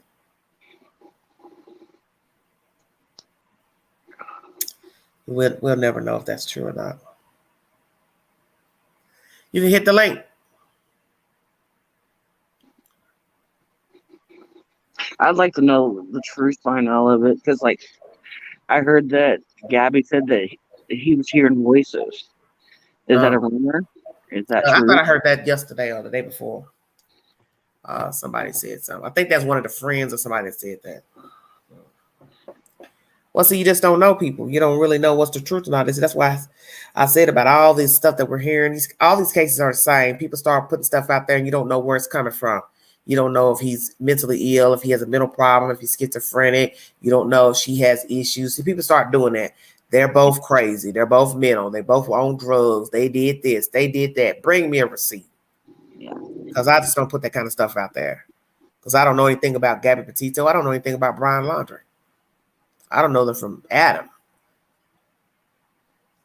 I don't know what they were doing.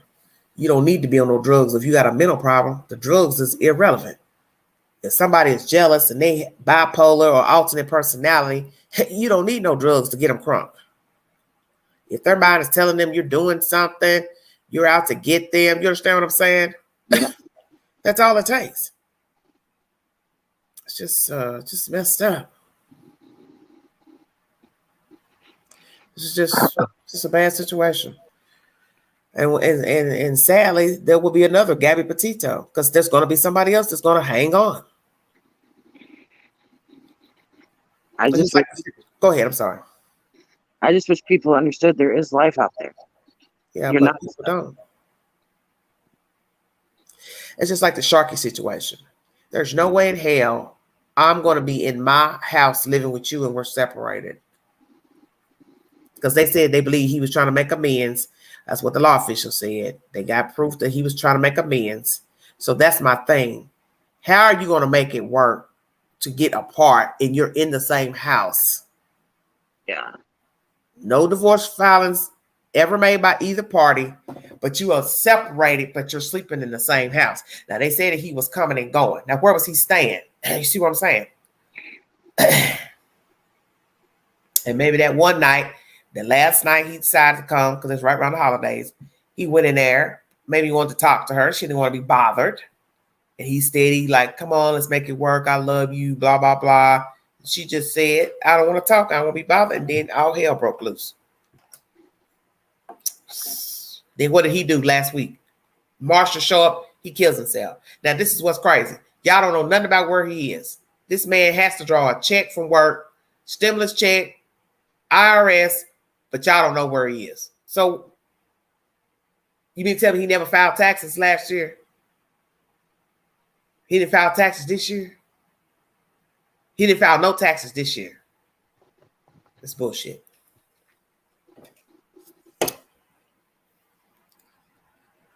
I don't know, Lori. Take him in for what? Take his parents in for what?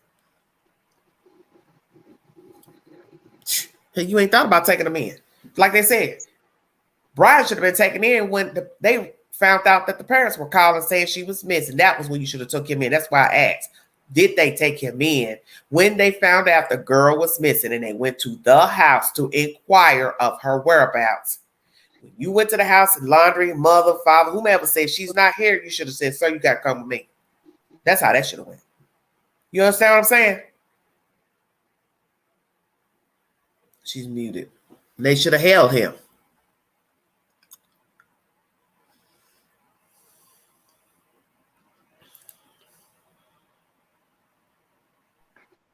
Okay. Rags, what are you doing? Oh, my son walked in. Oh, okay. But yeah, they should have took him in when they went to the house and realized she was not there at that parent's house. They should have said, "Sir, you need to come with us. We need to talk to you about her disappearance." That could have kept him a couple of hours. I mean, I don't know the laws in Florida, but maybe they could have kept him for so many hours. You understand what I'm saying? Maybe he would have got spooked. Well, I've read on that, but it could have been rumors too. Is it true that when they did come to them, that's when they handed the papers for the lawyer? Or was that just a rumor? What lawyer? Whenever he got back and he lawyered up, when they knocked on his door to ask him questions, isn't that when they handed the papers from the lawyer? What do you have a lawyer have to do with anything? You're not supposed to say anything. They don't have anything to do with you having a lawyer. I thought the law says you don't have to say anything.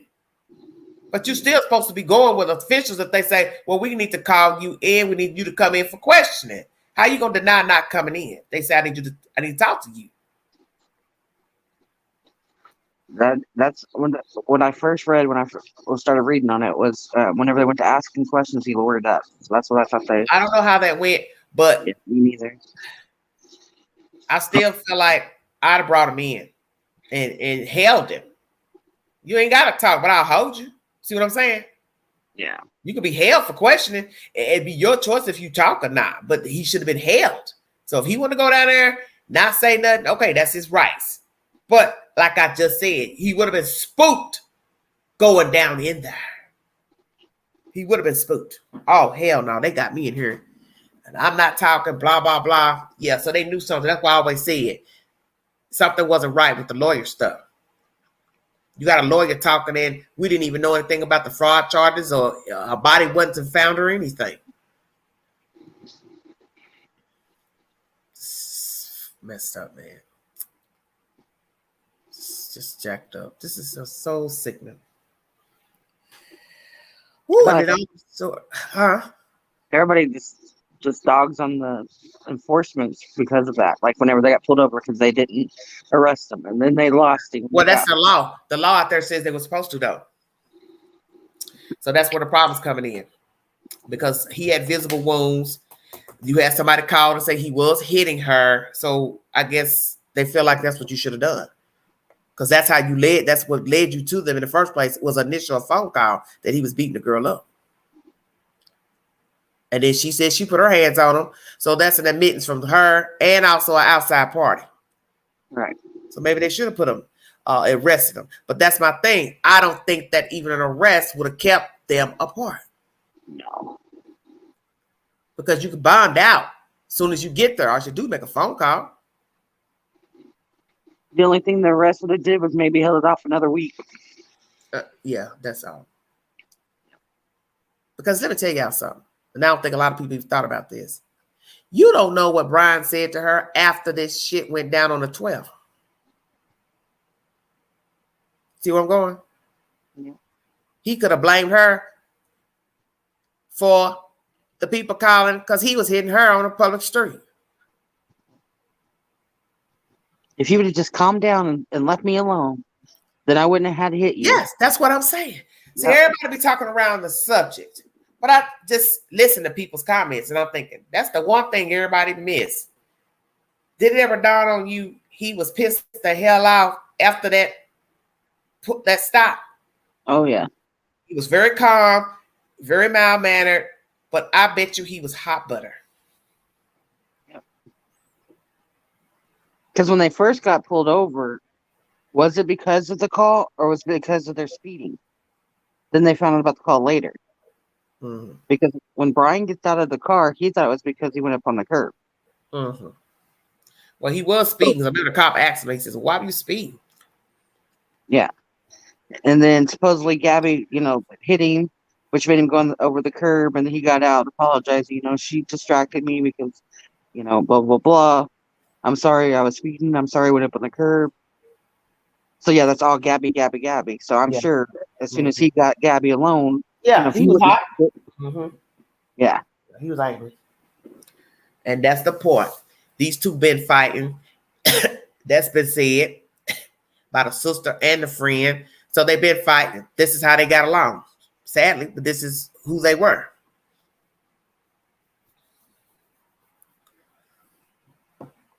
Oh yeah, yeah. He threw a fit afterwards. And what's the point?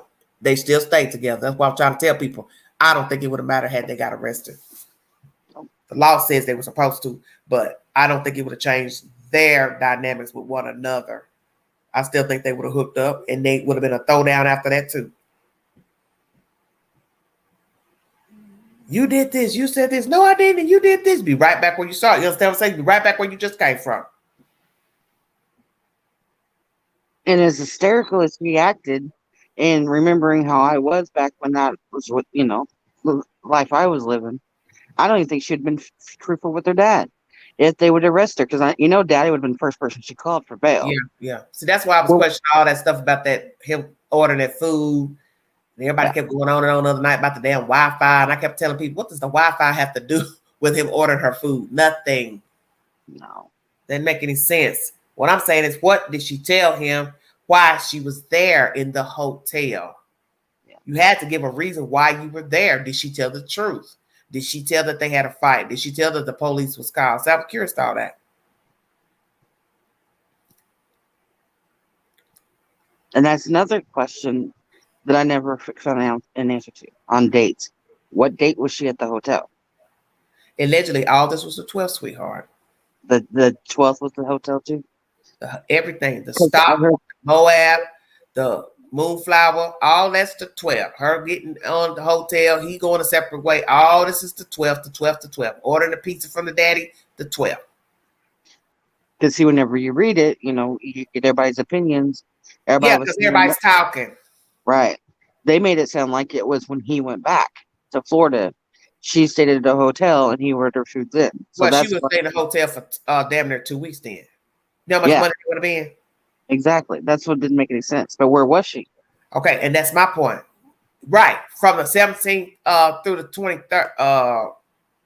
Wait a minute. From the let me get it right. 17th through the 23rd. Where was she? Yeah. This is what makes me think that people got the dates wrong, that possibly she was already dead that whole damn time. What date was the restaurant thing again? The 12th was the stop and her going Stop. to the hotel. Yeah. And then the next incident was the 27th at the Piggly Wiggly place where he had an altercation with the people inside the restaurant. So she was seen after he supposedly got back from Florida. Okay. No, I don't know that. Well, he What I'm trying supposedly to went. explain to you. When he's gone those 6 days, I don't know what she was doing. Right, but the 6 days was, you said, what, the 17th or the 23rd. 23rd, and then she was seen supposedly at the restaurant in that altercation there on Yeah, the she talked to her 27th. mom on the 25th. And then the altercation was on the 27th with him arguing with the people at the restaurant. So that would have been after They he got said she back. stopped posting after she talked to her mama. So from the 25th through the 27th, she stopped posting.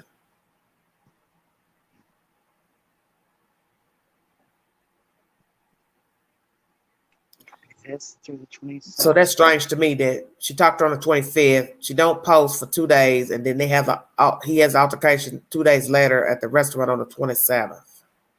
I still think maybe they got them days mixed up. So the 27th, she could have been dead since the 27th. Well, no, they're saying the 27th is the last time they were seen together. Right. At the So restaurant. So after the 27th, there's nothing. So he could have killed her that evening after they got back to the Well, campground. that's what they did. That's what I think he did. Yeah.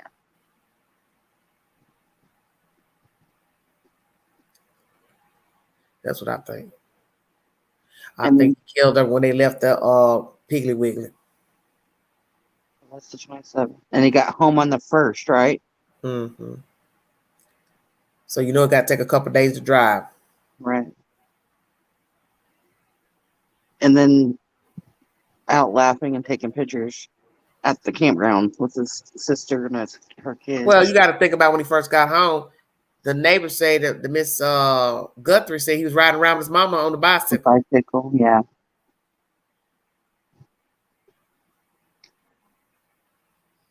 This boy ain't showed no remorse for killing that girl. Stealing the money, nothing. It's like, oops, I did that. Okay, bye. It's over with.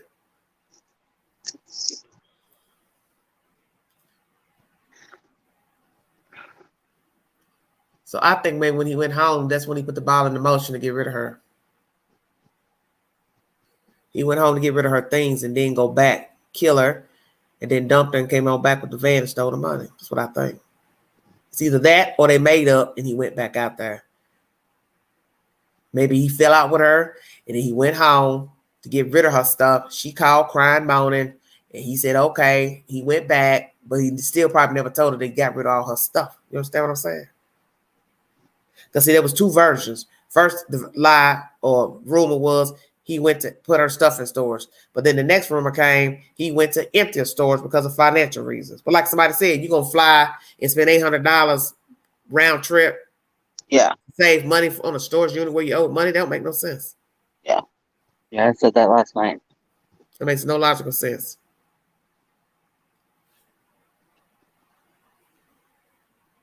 How do we know that's what he put in storage? Just my family. I believe all that's a lie. I don't believe none of that. Nobody's going to fly home and spend all that money to go home to empty no storage unit. It doesn't make no sense. So where's the stuff at that you put in that you took out of storage? Yeah. It has to go somewhere. Hey, honey, how you doing? Yeah. Well, Nikki, I don't believe that.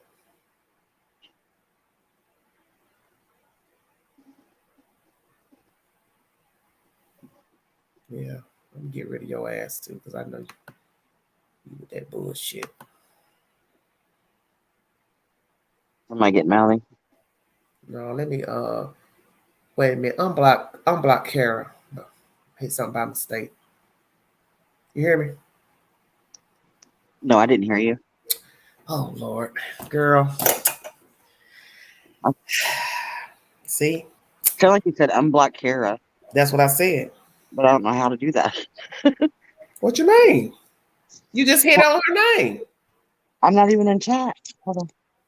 I'll do it. Don't worry about it. Yeah, I can't do anything when I'm up here.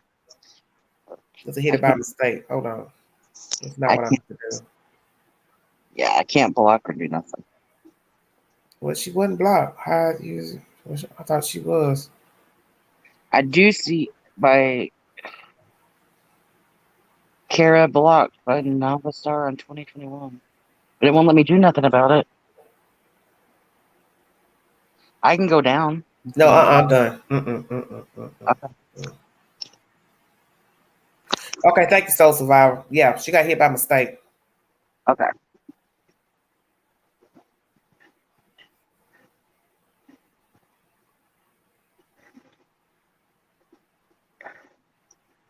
Yeah, when I'm up here, I can't. Somebody said, I believe there was items in the storage he did not want found. Like what?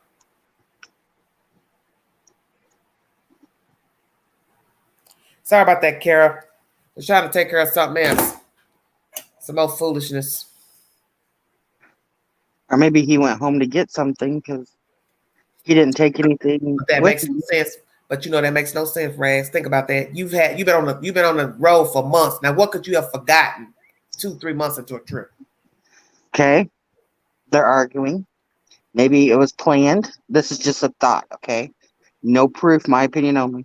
Maybe it was planned. He didn't bring his gun with him, so he went home to get it. See, that's even more crazy. You could just went to a store and bought a gun. I know. Just thinking. Jesus Christ. There's no logical. That's why I said something's off with that. First time I heard it, I said, bring me a receipt to why he went home. I don't want to hear he said, she said. Bring a receipt. Because it's not logical to go fly somewhere and spend that much money and come back and then kill somebody 2 weeks later. It don't make no sense. Come back. Matter of fact, you killed her 4 days later. Let's be truthful.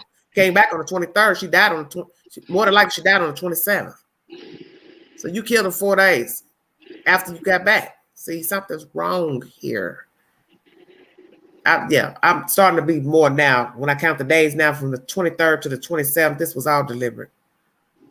He killed her on purpose.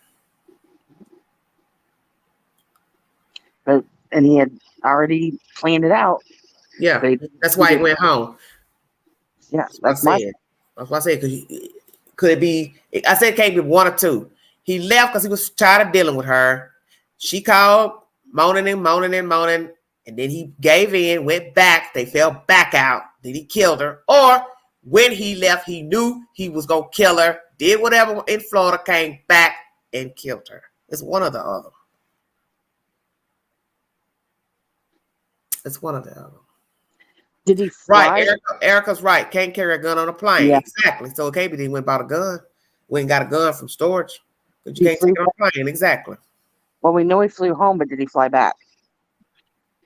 Well, how would he get back? He could have rented a car. He could have cab ride back. That'd be easy to fly back. That because they out in the middle of nowhere. So you got to remember that. That's true. You got to count getting back from the airport to where they were, to wherever she was, which I find it strange that she's acting so codependent on him on the 12th. Where was she the days he was gone, the 6 days? That's what I was asking earlier. It almost makes me think that girl was already dead, man. But then how much time?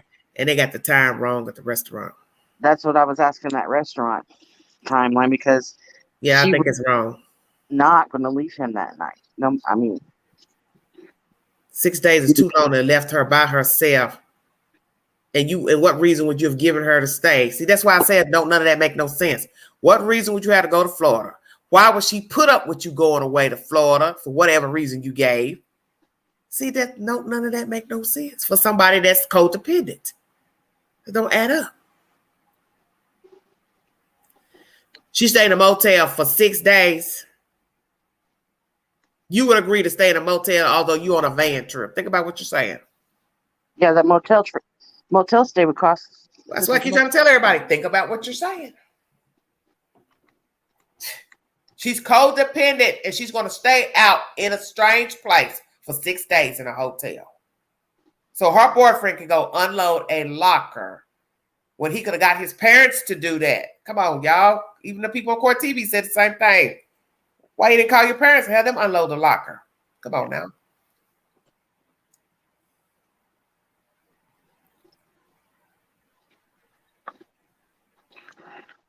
It's not, there's something's off. The story's off.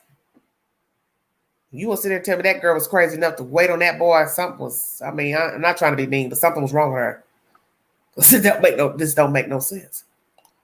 There's one thing you getting back with the dude after the 12th, but to then stay in a hotel room because he's got to get something. He's got to unload a locker because he don't want to pay the damn locker bill. So that makes no sense to say the shit went in the garage. Well, if the shit could go in the garage, it would have been in the garage in the first place. I tell people to think. Come on now. Darius said, I think she just left him. Well, she didn't get far, did she? You hear me? Mm-hmm. Rags. I said, yeah. Hey, Pat. She left. Well, she didn't left. She couldn't have left. She didn't go nowhere. She still died out in the same place. Oh, somebody said you can carry a gun on a plane in your checked luggage. Okay. Yeah, I've seen that also. One more thing you got written down. Do you have any idea what date those girls were killed? Maybe unloaded because he returned home, but his shady ass probably, I don't know. Shit. Let me read this comment. Hold on. That's what I'm wondering, Julie. Somebody said maybe at a court date.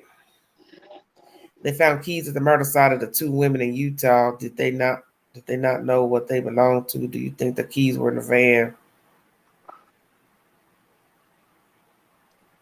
That's why I was asking what day those girls were killed. Like Soul Survivor said it. He wouldn't empty a locker to save money yet spend 6 days in a motel. That's why I said it's off. If I tell people to think about what you're saying. This is the same person days later is arguing with the people in the restaurant over something. Some of you think it's the bill. So does it make sense to spend $1,000 to fly back and forth to empty a locker and you're arguing over $60 black bill? Come on now. Y'all got to think now. Okay, this is what Heidi said. Maybe unloaded because he already told her it was over when they returned home.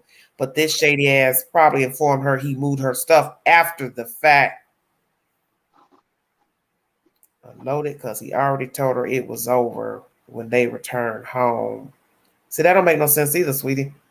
Because why go back? If it's over, I don't have to go back. No, this is all deliberate.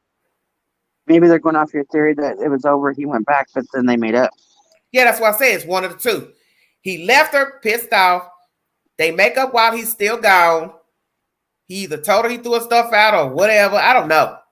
Or two, he deliberately left to do whatever in Florida to then double back to kill her. It can't be but one or the other.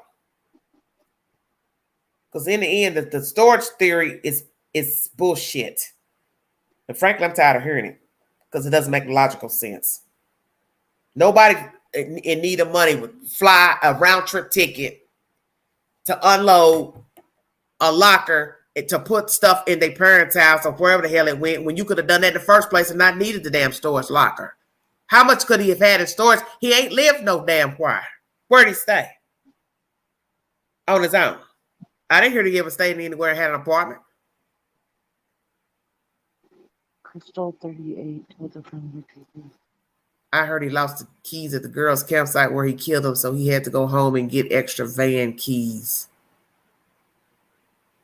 Honey, they got money. You can make a van key from a locksmith. Y'all not thinking now. Y'all really showing out now. Okay, the two girls' body were found on August 18th. So if they were fighting in the restaurant, that girl couldn't have been there.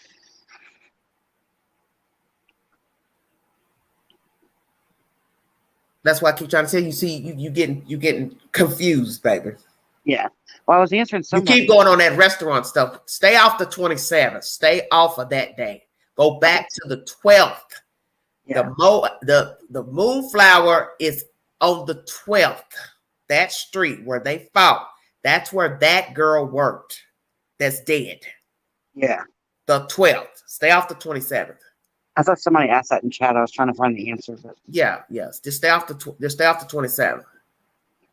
Yeah. Why would I need to go all the way back for keys? You can get a locksmith to make a van key.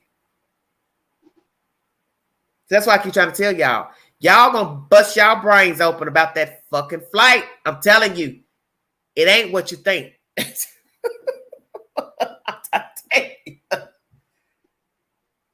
it don't make no logical sense. I don't care how you chop it up. You can't logically explain flying home for $800 round trip for any reason unless somebody died. He could have easily got his parents to go in the locker to get his stuff out. He could have called the people to say, hey, I'm out of town. My parents are going to come and get the stuff out of the locker. You can't logically explain spending $1,000 to go round trip to Florida and then back and then kill her 4 days later. It makes no sense. That's why I tell you all, make it make sense. It don't make no sense. So you want me to believe you're going to spend $1,000 to fly a round trip for some reason to Florida. Then you're going to double back and argue with your girlfriend 4 days later over a $60 fucking bill in a restaurant? Come on, y'all. Come on. Yes, Wild Fox, exactly. They're locksmiths from here to New York. You could easily have found somebody to come out and make a van key if you think he lost his keys killing those girls. And FBI is telling us that he doesn't have anything to do with the death of those girls. Petito's case don't have anything to do with that. Mr. Lowry's case don't have nothing to do with Petito. I don't know. It's just a bunch of craziness. Okay, I've been on the floor. Jesus Christ. Seriously, man, it's just crazy. He flew back on emergency. Yeah, well, what was the emergency?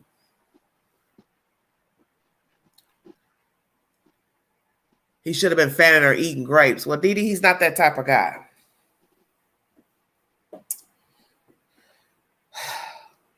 That's what they need to be checking. Since they can't find Brian Laundrie, why don't y'all find out why the hell he flew back to Florida? I'd like to know the answer myself because I'm tired of talking about it. Seriously, I'm tired of talking about it. Why did he go back? Because it can't be about no storage locker. There's no way in hell. Well, if you're on vacation and you're on a trip that you've been planning for a year and a half, the only thing that would make you leave that trip and fly anywhere is a death of someone. Let me tell you what probably happened. It ain't about no storage locker. I just thought about this. They fell out and he got on a plane and went home and left her ass out there. You hear what I'm saying? Yeah. And then she called begging and he flew back. And then they fought again and he killed her.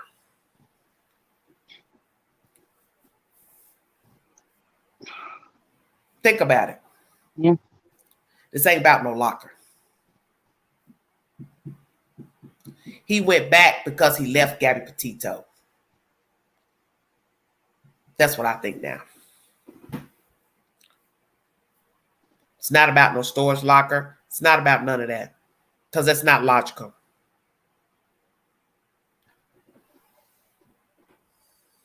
Yes, Heidi. She was calling and begging, and he turned around and jumped back on a plane and went back out there. Yes. Yeah. That's it. That's what I was going to say. Yeah, it's not about the storage locker. The only thing that would make you leave a trip that you've been planning for a year and a half is either death. Yeah, it's death. That's it. Death of something, or you can't take it no more. Yeah. So you could easily get somebody to go to the locker and get your stuff out of there. And then two, when you planned your trip, you know to count the dates of when the bill is due. Everybody knows that. These two didn't have no damn bills. Yeah. So I tell everybody, pay attention. They didn't pay bills anywhere. So if you owe for a storage locker, you know to time it from the time you leave your trip to say, okay, we're going to come back on this day. Okay, my storage bill is due this day, or blah, blah, blah, blah, blah. Or you start making provisions while you're on the trip, talking to the people about the storage locker.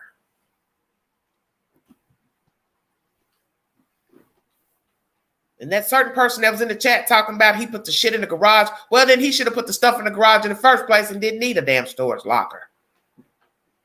What do you need a storage locker for and you ain't lived nowhere to pay no damn bills to have furniture? I tell people to stay woke. Been living with his parents. So what did you have in the storage locker? Since y'all want to dwell on that, well then what was in there? Come on, bring it to me. Bring me a receipt.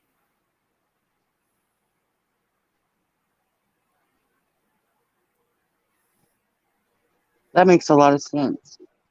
Yeah. What's in the storage locker then? It's so important. You got to spend almost $1,000 to fly to get it out of there. And then allegedly put it in your parents' garage when you could have originally put it in the garage in the first place. It ain't about no storage locker. How much you want to bet you ain't going to never hear nothing about a storage locker?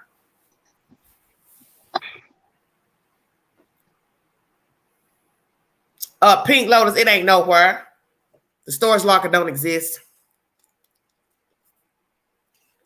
Okay, Mary said it was hearsay. That's why I keep telling people. People come in these chats passing their own gossip. He said, she said about this couple. Every story is the same. Cal City, Summer Wells. You're just making up stuff.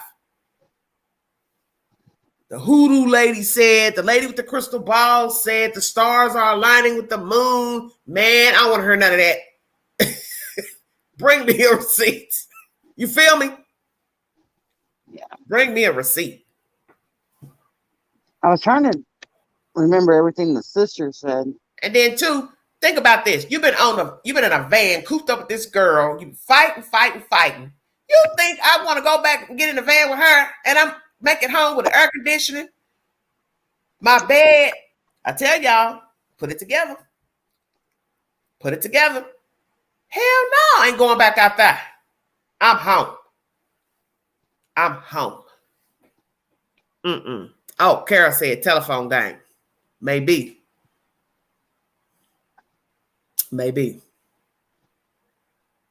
Who done it? Cover story. Yeah, but who done it? The problem is it's not a cover story because he went back out there and they're seen at this a restaurant on the 27th. So that's why I said he should have never went back. Should have never went back. If this is true about the storage locker or whatever the lie is for him going back to Florida from the 17th through the 23rd, he should have never went back to Utah, Wyoming, whichsoever. He should have stayed his raggedy tail in Florida with Mama and Papa. That'd almost have to be that. I'm sitting there thinking about as you're talking. Have to be what happened because, again, if you go back and watch the way Gabby was acting about leaving him for one night. Yeah, that's what I'm saying. So why the hell would she stay in a hotel for 6 days? Yeah, she can't be away from him. So it had to. She would have, if it was something like that, she would have went back with him. Okay, Shirt said it. Right. She need a driver. So you want me to believe he stayed gone for 6 days. So what was she doing? Just sitting in a van out in the wilderness by herself and or sitting in a hotel? I don't think she would have done neither for 6 days. No, not willingly. She would have, Somebody said I wonder if she talked to her mom or family about why he went to Florida. I don't know, honey. They probably didn't even know. Brianna said, so the restaurant ordeal is confirmed factual.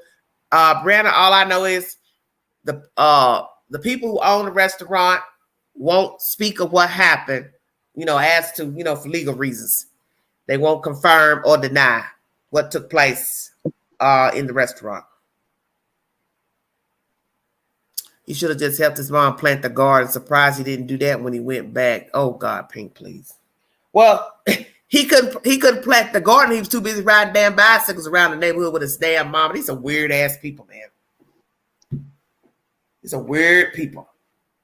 You just killed your girlfriend and stole her money, and you're out riding a bicycle with Mary Poppins. Did you hear that? Mm-hmm. You can't make this up. I just killed my girlfriend. Mom, you want to ride a bike? Come on, go get ice cream. Jeez, Louise. It was very weird seeing just the pictures. I mean, if he was a serial killer and he's did this all of his life, like Ted Bundy and stuff, I could see it because first kill and not have any. I bet you. Look, let's just say this for the record. He probably could have killed them kids, that couple. Yeah, killed her. Who's to say? We don't know Brian Laundrie. I don't know who done it. Yes, Ashley, I agree. I can't see her sitting there either. I can't see her sitting in the wilderness for 6 days. I can't see her sitting at the hotel for 6 days. That's a lot of damn money for a hotel. And that means she has some money in her bank account then.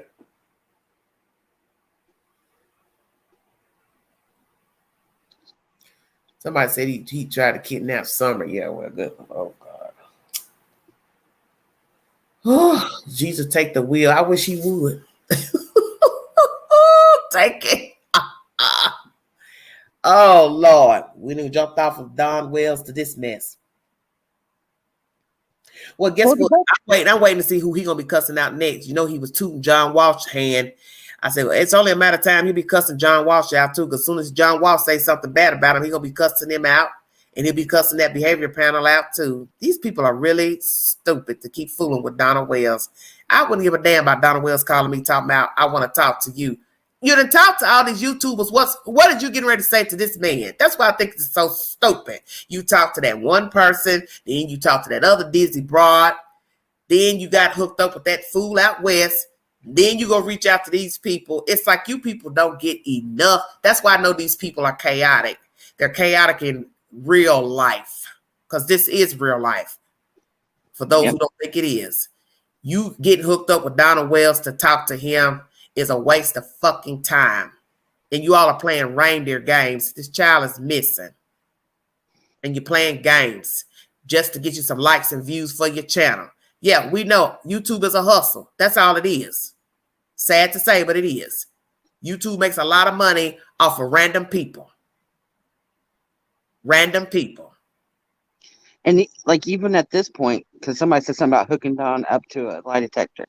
He's told that story so many times. Even if it was a lie, he believes it enough. He believes, yes, exactly. And I thought about that when I was watching him. I said, hell, he believes the lies he's telling himself. That's the reason why. Let me tell you something why you know this is bogus. Donald and Candy Cane. The fact that he could not answer stuff, because that's his favorite word too. Good and stuff. Stuff. Good people. Good people. When you see that he can't even remember nothing now, he don't remember nothing. Nope. Yeah, only a liar can't remember nothing. Because you've lied so much, you can't remember nothing. You have stayed on YouTube and Facebook for 3 months, and now all of a sudden these people are asking you about what Alice said, what H said, and he can't remember. I don't know. You got to ask Kenny. I don't remember everything that they said. I don't remember. I don't know. Lord have mercy. It's ridiculous. It's insanity.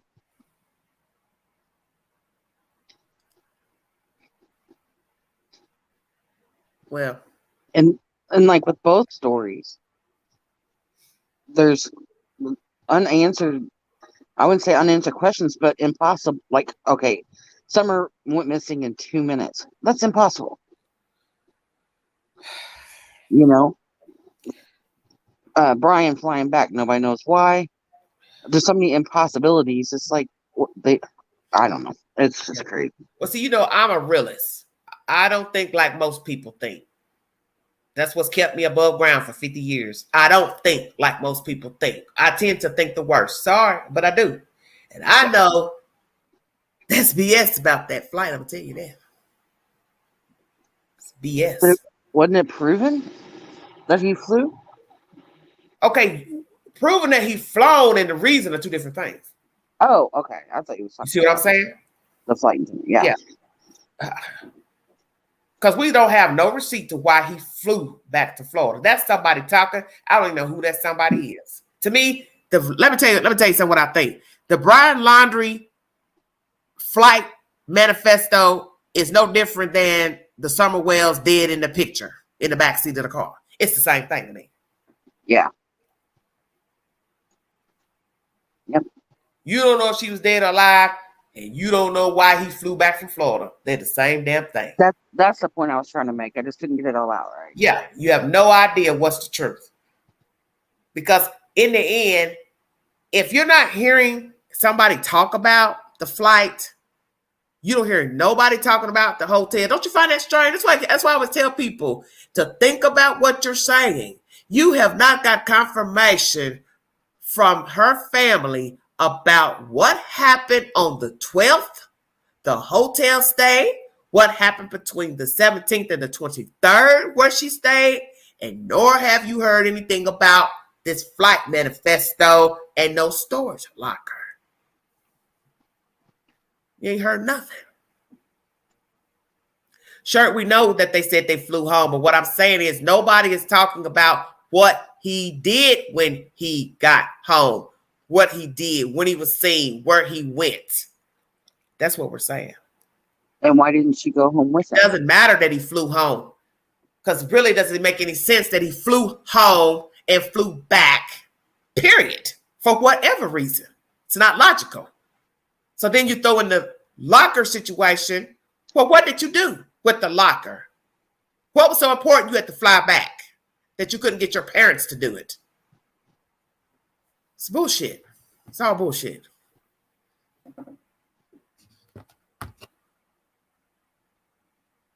My only thought is that the items in the storage locker is items from her home in New York. We seen her work at a juice bar, but there's no proof I've seen that Brian had a job. That's my point. Possibly that's true. Possibly the stuff in the locker belonged to Gabby Petito. Thank you, baby. Justice says the Laundries are getting their mail at night. Yeah, I heard somebody talking about some mail stuff on the other channel. Sound like Brian's sister's what, Lori? So if the items in the storage locker were Gabby's items, yeah. See, that was the first rumor. He was moving stuff out the house that belonged to Gabby. That was the first rumor. Then it changed last week to, he went to shut down a locker. I think it's that shit in that locker belonged to her, not him. Then why didn't she go home with him? You're not paying attention. I'm trying to kill the girl. Now I'm paying attention. I'm saying. Think about it. This goes back to what we thought. It was all planned. Yeah, that's what I'm saying. Why didn't she go with him? The only reason she couldn't, or she didn't go with Because him, he is didn't tell her because the truth. it was because they got into it, and he just left her. She went to a hotel. Mary, that's what I've been saying about a locker.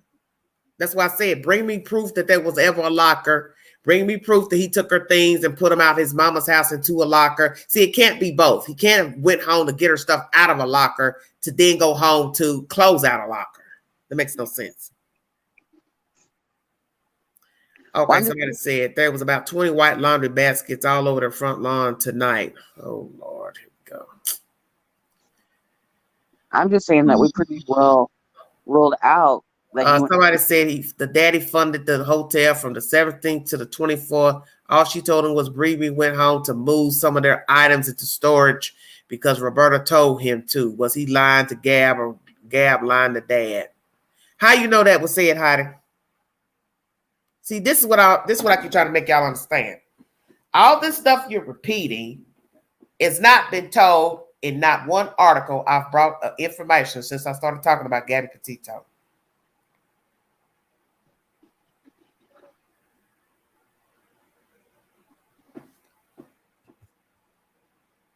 No, they don't want to join the panel. It's almost 3 hours. They ain't trying to talk. They like talking in the chat. Yeah, I was reading over that comment. I haven't heard that. Yeah. I haven't heard nothing about a storage locker. I haven't heard nothing about a flight. I only heard it confirmed, yes, on court TV that he flew home. But that doesn't mean anything because we don't know the truth about why he flew home. And that's even more suspicious. You're going to spend all this money to fly a round trip ticket for what reason? And another thing, why would she sit idly by and wait on you? It's crazy. All this is crazy. This whole story is bogus. It's just bogus. Because I'm trying to make my mind understand why would this young lady wait on him? Well, come on, let's just cut the trip short. We'll go on back and get the stuff out the stores or put the stuff, whatever. It's crazy, man. It's very all this is very off. This whole story is off. And I know. And that, yeah, they fought. He left, and then she begged him to come back. Yeah, that's what I'm thinking too.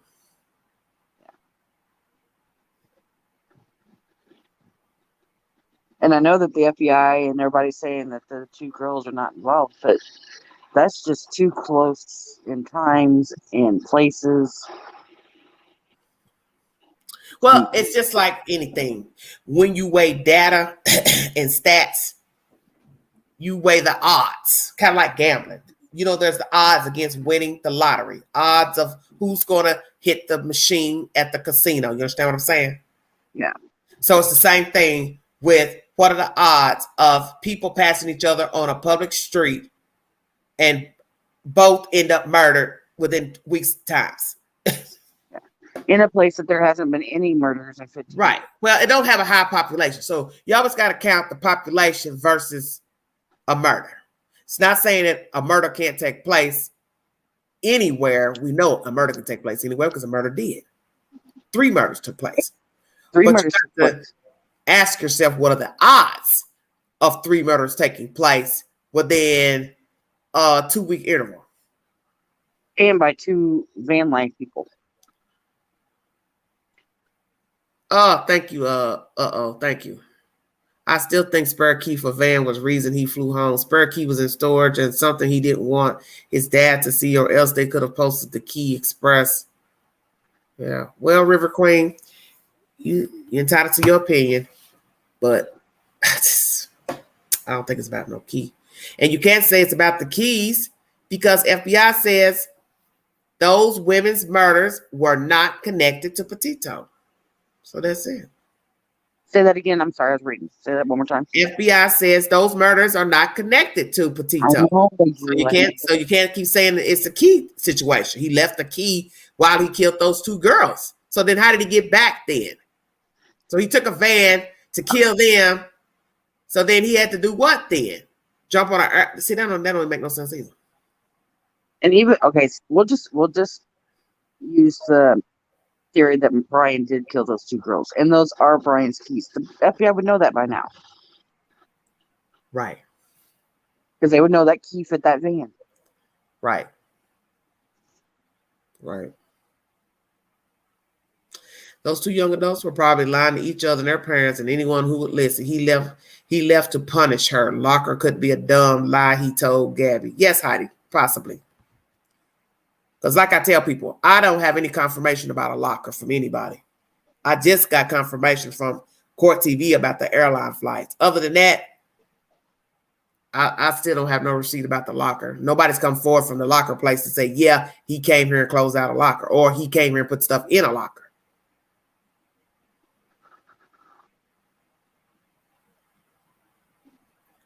Well, I don't know what she said in the FaceTime. I'm just hearing stuff via other people because I don't stay on TikTok, Facebook, and all that kind of stuff.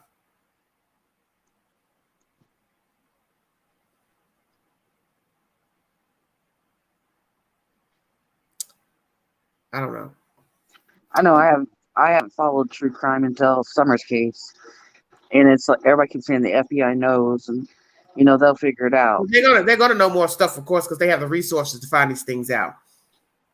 But we don't, because they're not gonna tell us everything. They just got us sitting out here banging our heads trying to put it together. Most of the stuff we're talking about, they already know the answers to. Yeah. Well, that's like going back to the Summer case. I mean, it's been since June. So just like on the phone pings that everybody was waiting for, they have to have those back by now. Uh-huh. So Don Wells had to have been where he said he was, or he'd been arrested. Mm-hmm. Candace had to have been where she was, or she'd been arrested by now, right? Or am I wrong? Because I haven't followed true crime since then. Till then. Okay, but let's do this. It still will be up to the district attorney to say, well, let me try to get 12 members to bring down an indictment for 2 people lying about what their telephones say. Now, with Megan Boswell, they did do just that. They arrested her first for the lies. And then that's when they found the baby in the shed. Oh, in a shed. Here we go with the shed again. Daggone sheds. That's so sad. Okay, so how did tell me what? So I haven't watched the Dr. Phil episodes to see what the father said. But in the end, is that going to really matter about what his daughter told him? You understand what I'm saying? Because how do we know what she told him was the truth?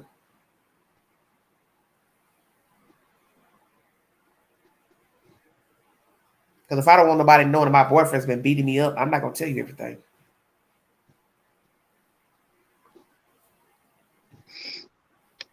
Because don't you think if she actually told her father the truth, she'd possibly be alive right now? Yeah, like she didn't even tell her dad they got pulled over in that hole.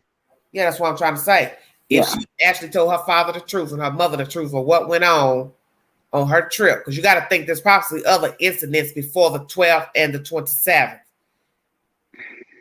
She probably wouldn't want them to know. And possibly she has told them something. They've tried to tell her to stay.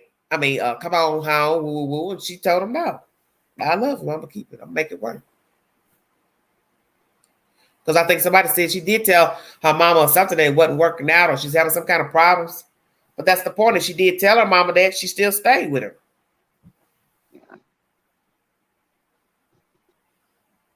Okay, Okie, sheds and satin. I'm dead.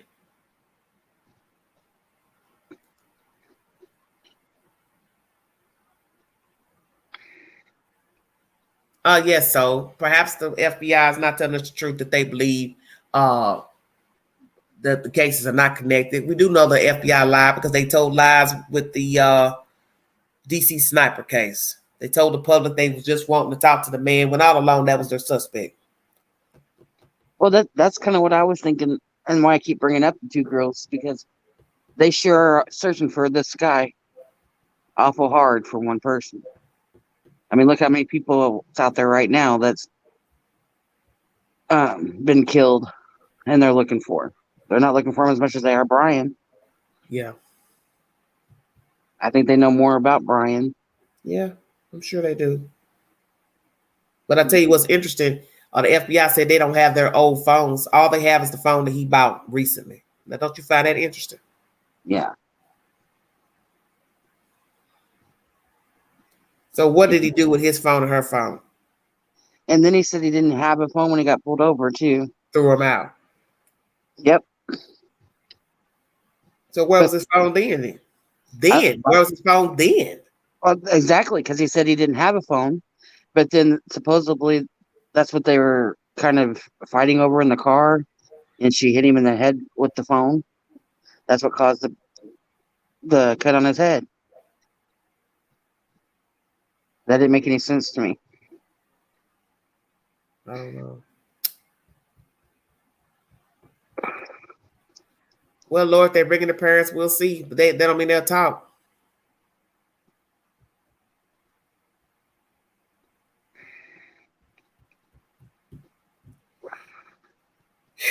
So this makes no sense either. They don't have any old phones by the two, okay? The original phones. Right.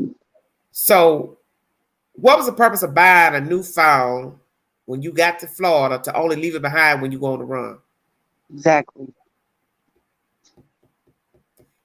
Lord. There's no logical sense behind that.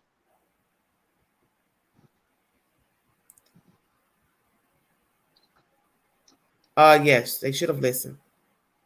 But once again, we can judge all we want. Petito liked this man. That's the one thing a lot of people don't really want to face. She liked him. She cared for him. So as I tell people, it wouldn't have mattered if they got arrested. It wouldn't have mattered. She was still hooked back up with Brian Laundrie. Day 1, day 2, day 5, day 8. It would all ended up the same way it ended up right now.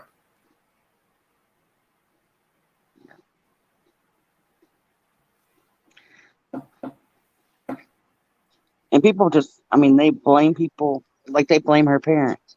You know, Okay. why? Heidi, oh Lord. Well, Heidi, my thing is still he could have flown home if he didn't want to ride in a car back with her, because that would be an awkward situation, breaking up with somebody and they're crying and moaning. And then too, we know that Gabby likes to grab the steering wheel, which is very dangerous. She wouldn't have not been somebody you could ride all the way back to Florida with and broke up with. That's why I said, if when the stuff jumped off out there, he should have left her. Told her, it's not working. I need an airline ticket. I'm out of here. And then that would have been on her. Yep. This is stupid. This whole conversation we're talking about is really stupid because there's no way we should even be talking about this. They should have broke up. He should have told her, come on back, get your stuff. It'll be here waiting on you. That's the end of the story. It's the end of the story. And we're not talking about little kids here. Yeah. Like everybody keeps blaming, like the parents should have stepped in and blah blah blah. They were adults. Yeah. You can't make somebody do something that you think they should do. That's what people don't understand. You're trying to bring up all these excuses of who didn't do this, who said what. In the end, that girl wanted that man. I don't know how to make nobody understand that. It's obvious. You've got 2 recorded confrontations in 15 days, and yet she still wanted him. So there's nothing that anybody could have done to change her mind about Brian Laundrie. The end result would have been the same had they got arrested. She still would have wanted Brian Laundrie. Would not have mattered. And that's the part where she cheated herself by wanting this damn man. But obviously her mind, she couldn't make herself see past him. And that does go with their youth, but they were still adults. It's just like you tell them no, don't.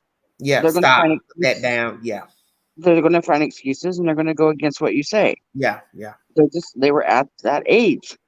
Yes, Irene. Every day women do this. Men too. Everybody's guilty of fooling with people. You know don't mean you no good. You answer their phone call. You visit them. You meet them. Can I call you, baby? Just please forgive me. I didn't mean it. I promise. I'll change. Whatever. And you listen to it, knowing that 9 times out of 10, they don't mean it. They're not going to change, but you listen anyway. Yep.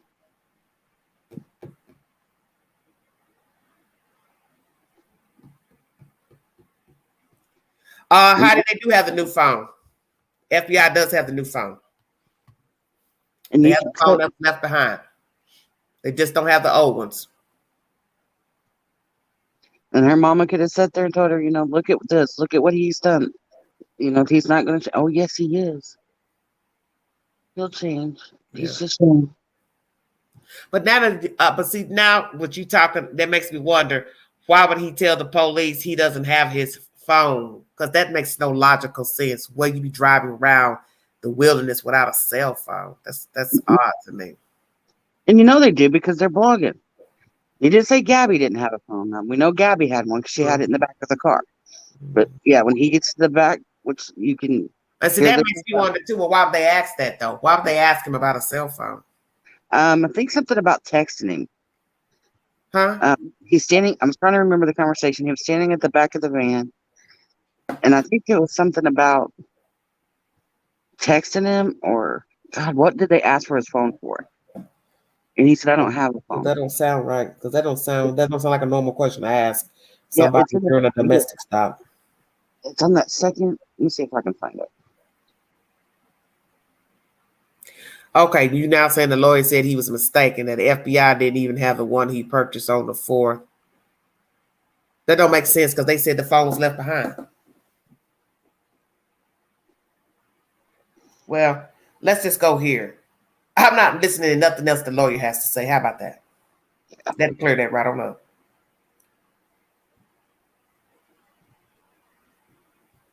I wouldn't listen to nothing that lawyer has to say. Any commentary that lawyer has for the Laundries, the Queen will not be repeating nothing, because I don't want to hear nothing else he got to say either, because I don't believe nothing he has to say.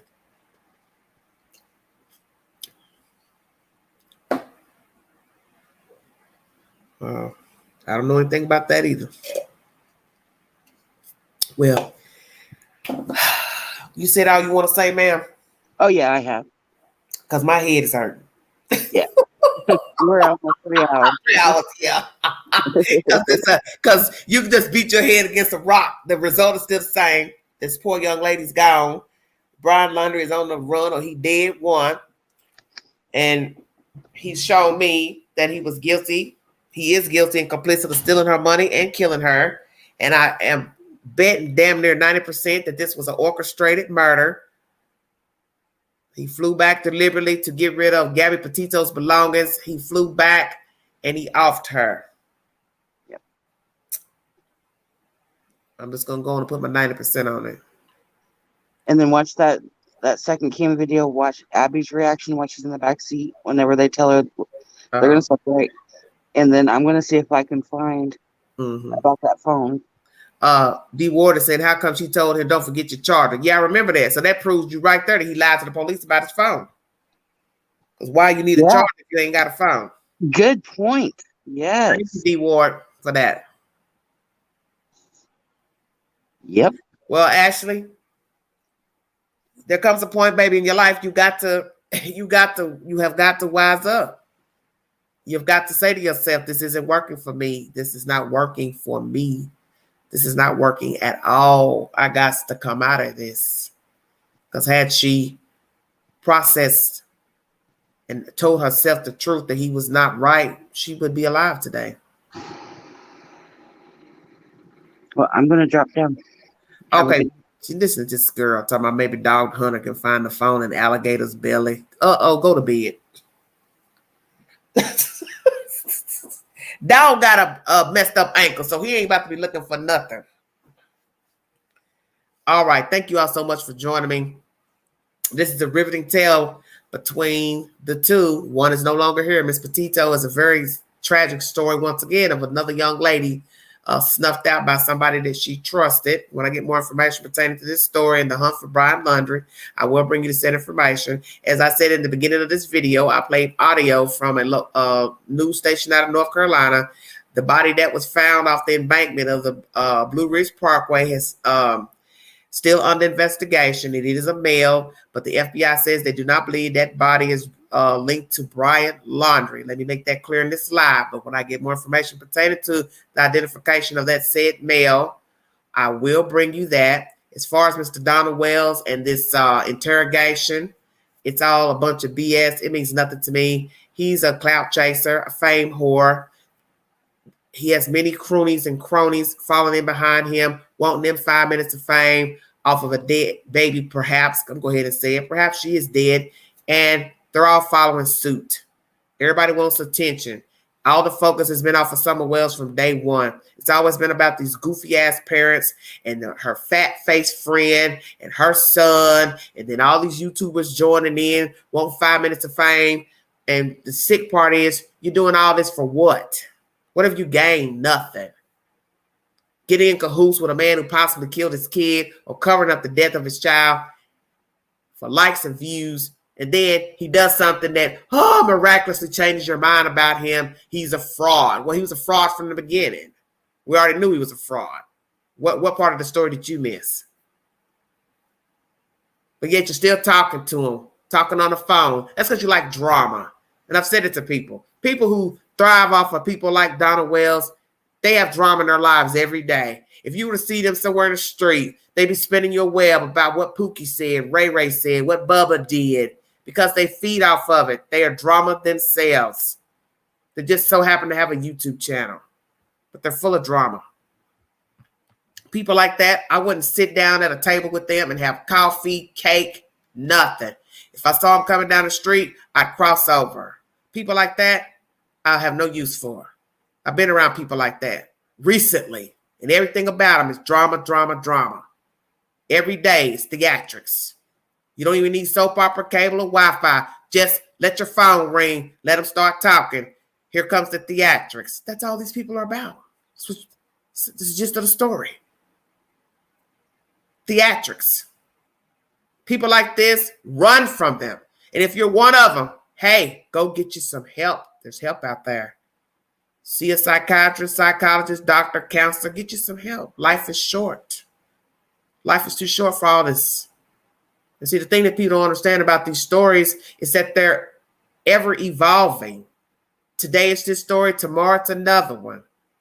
Tomorrow we'll be talking about some other foolishness. Some other sick person killed somebody. Somebody else's kid's missing. Because there's people out here that are sick. They don't care about anything. They don't care about themselves. They never have. They never will. And that's why they end up making the news. Because they don't care. Thank you all so much for joining me. God bless all of you.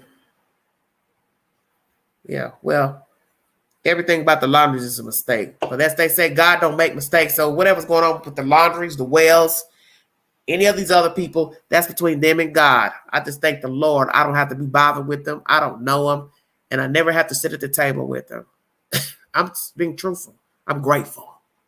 Because I wouldn't even want to be in the company of people like this. I wouldn't want to have anything to do with them. Prayers for Summer Wells, that justice is served, the truth will be revealed.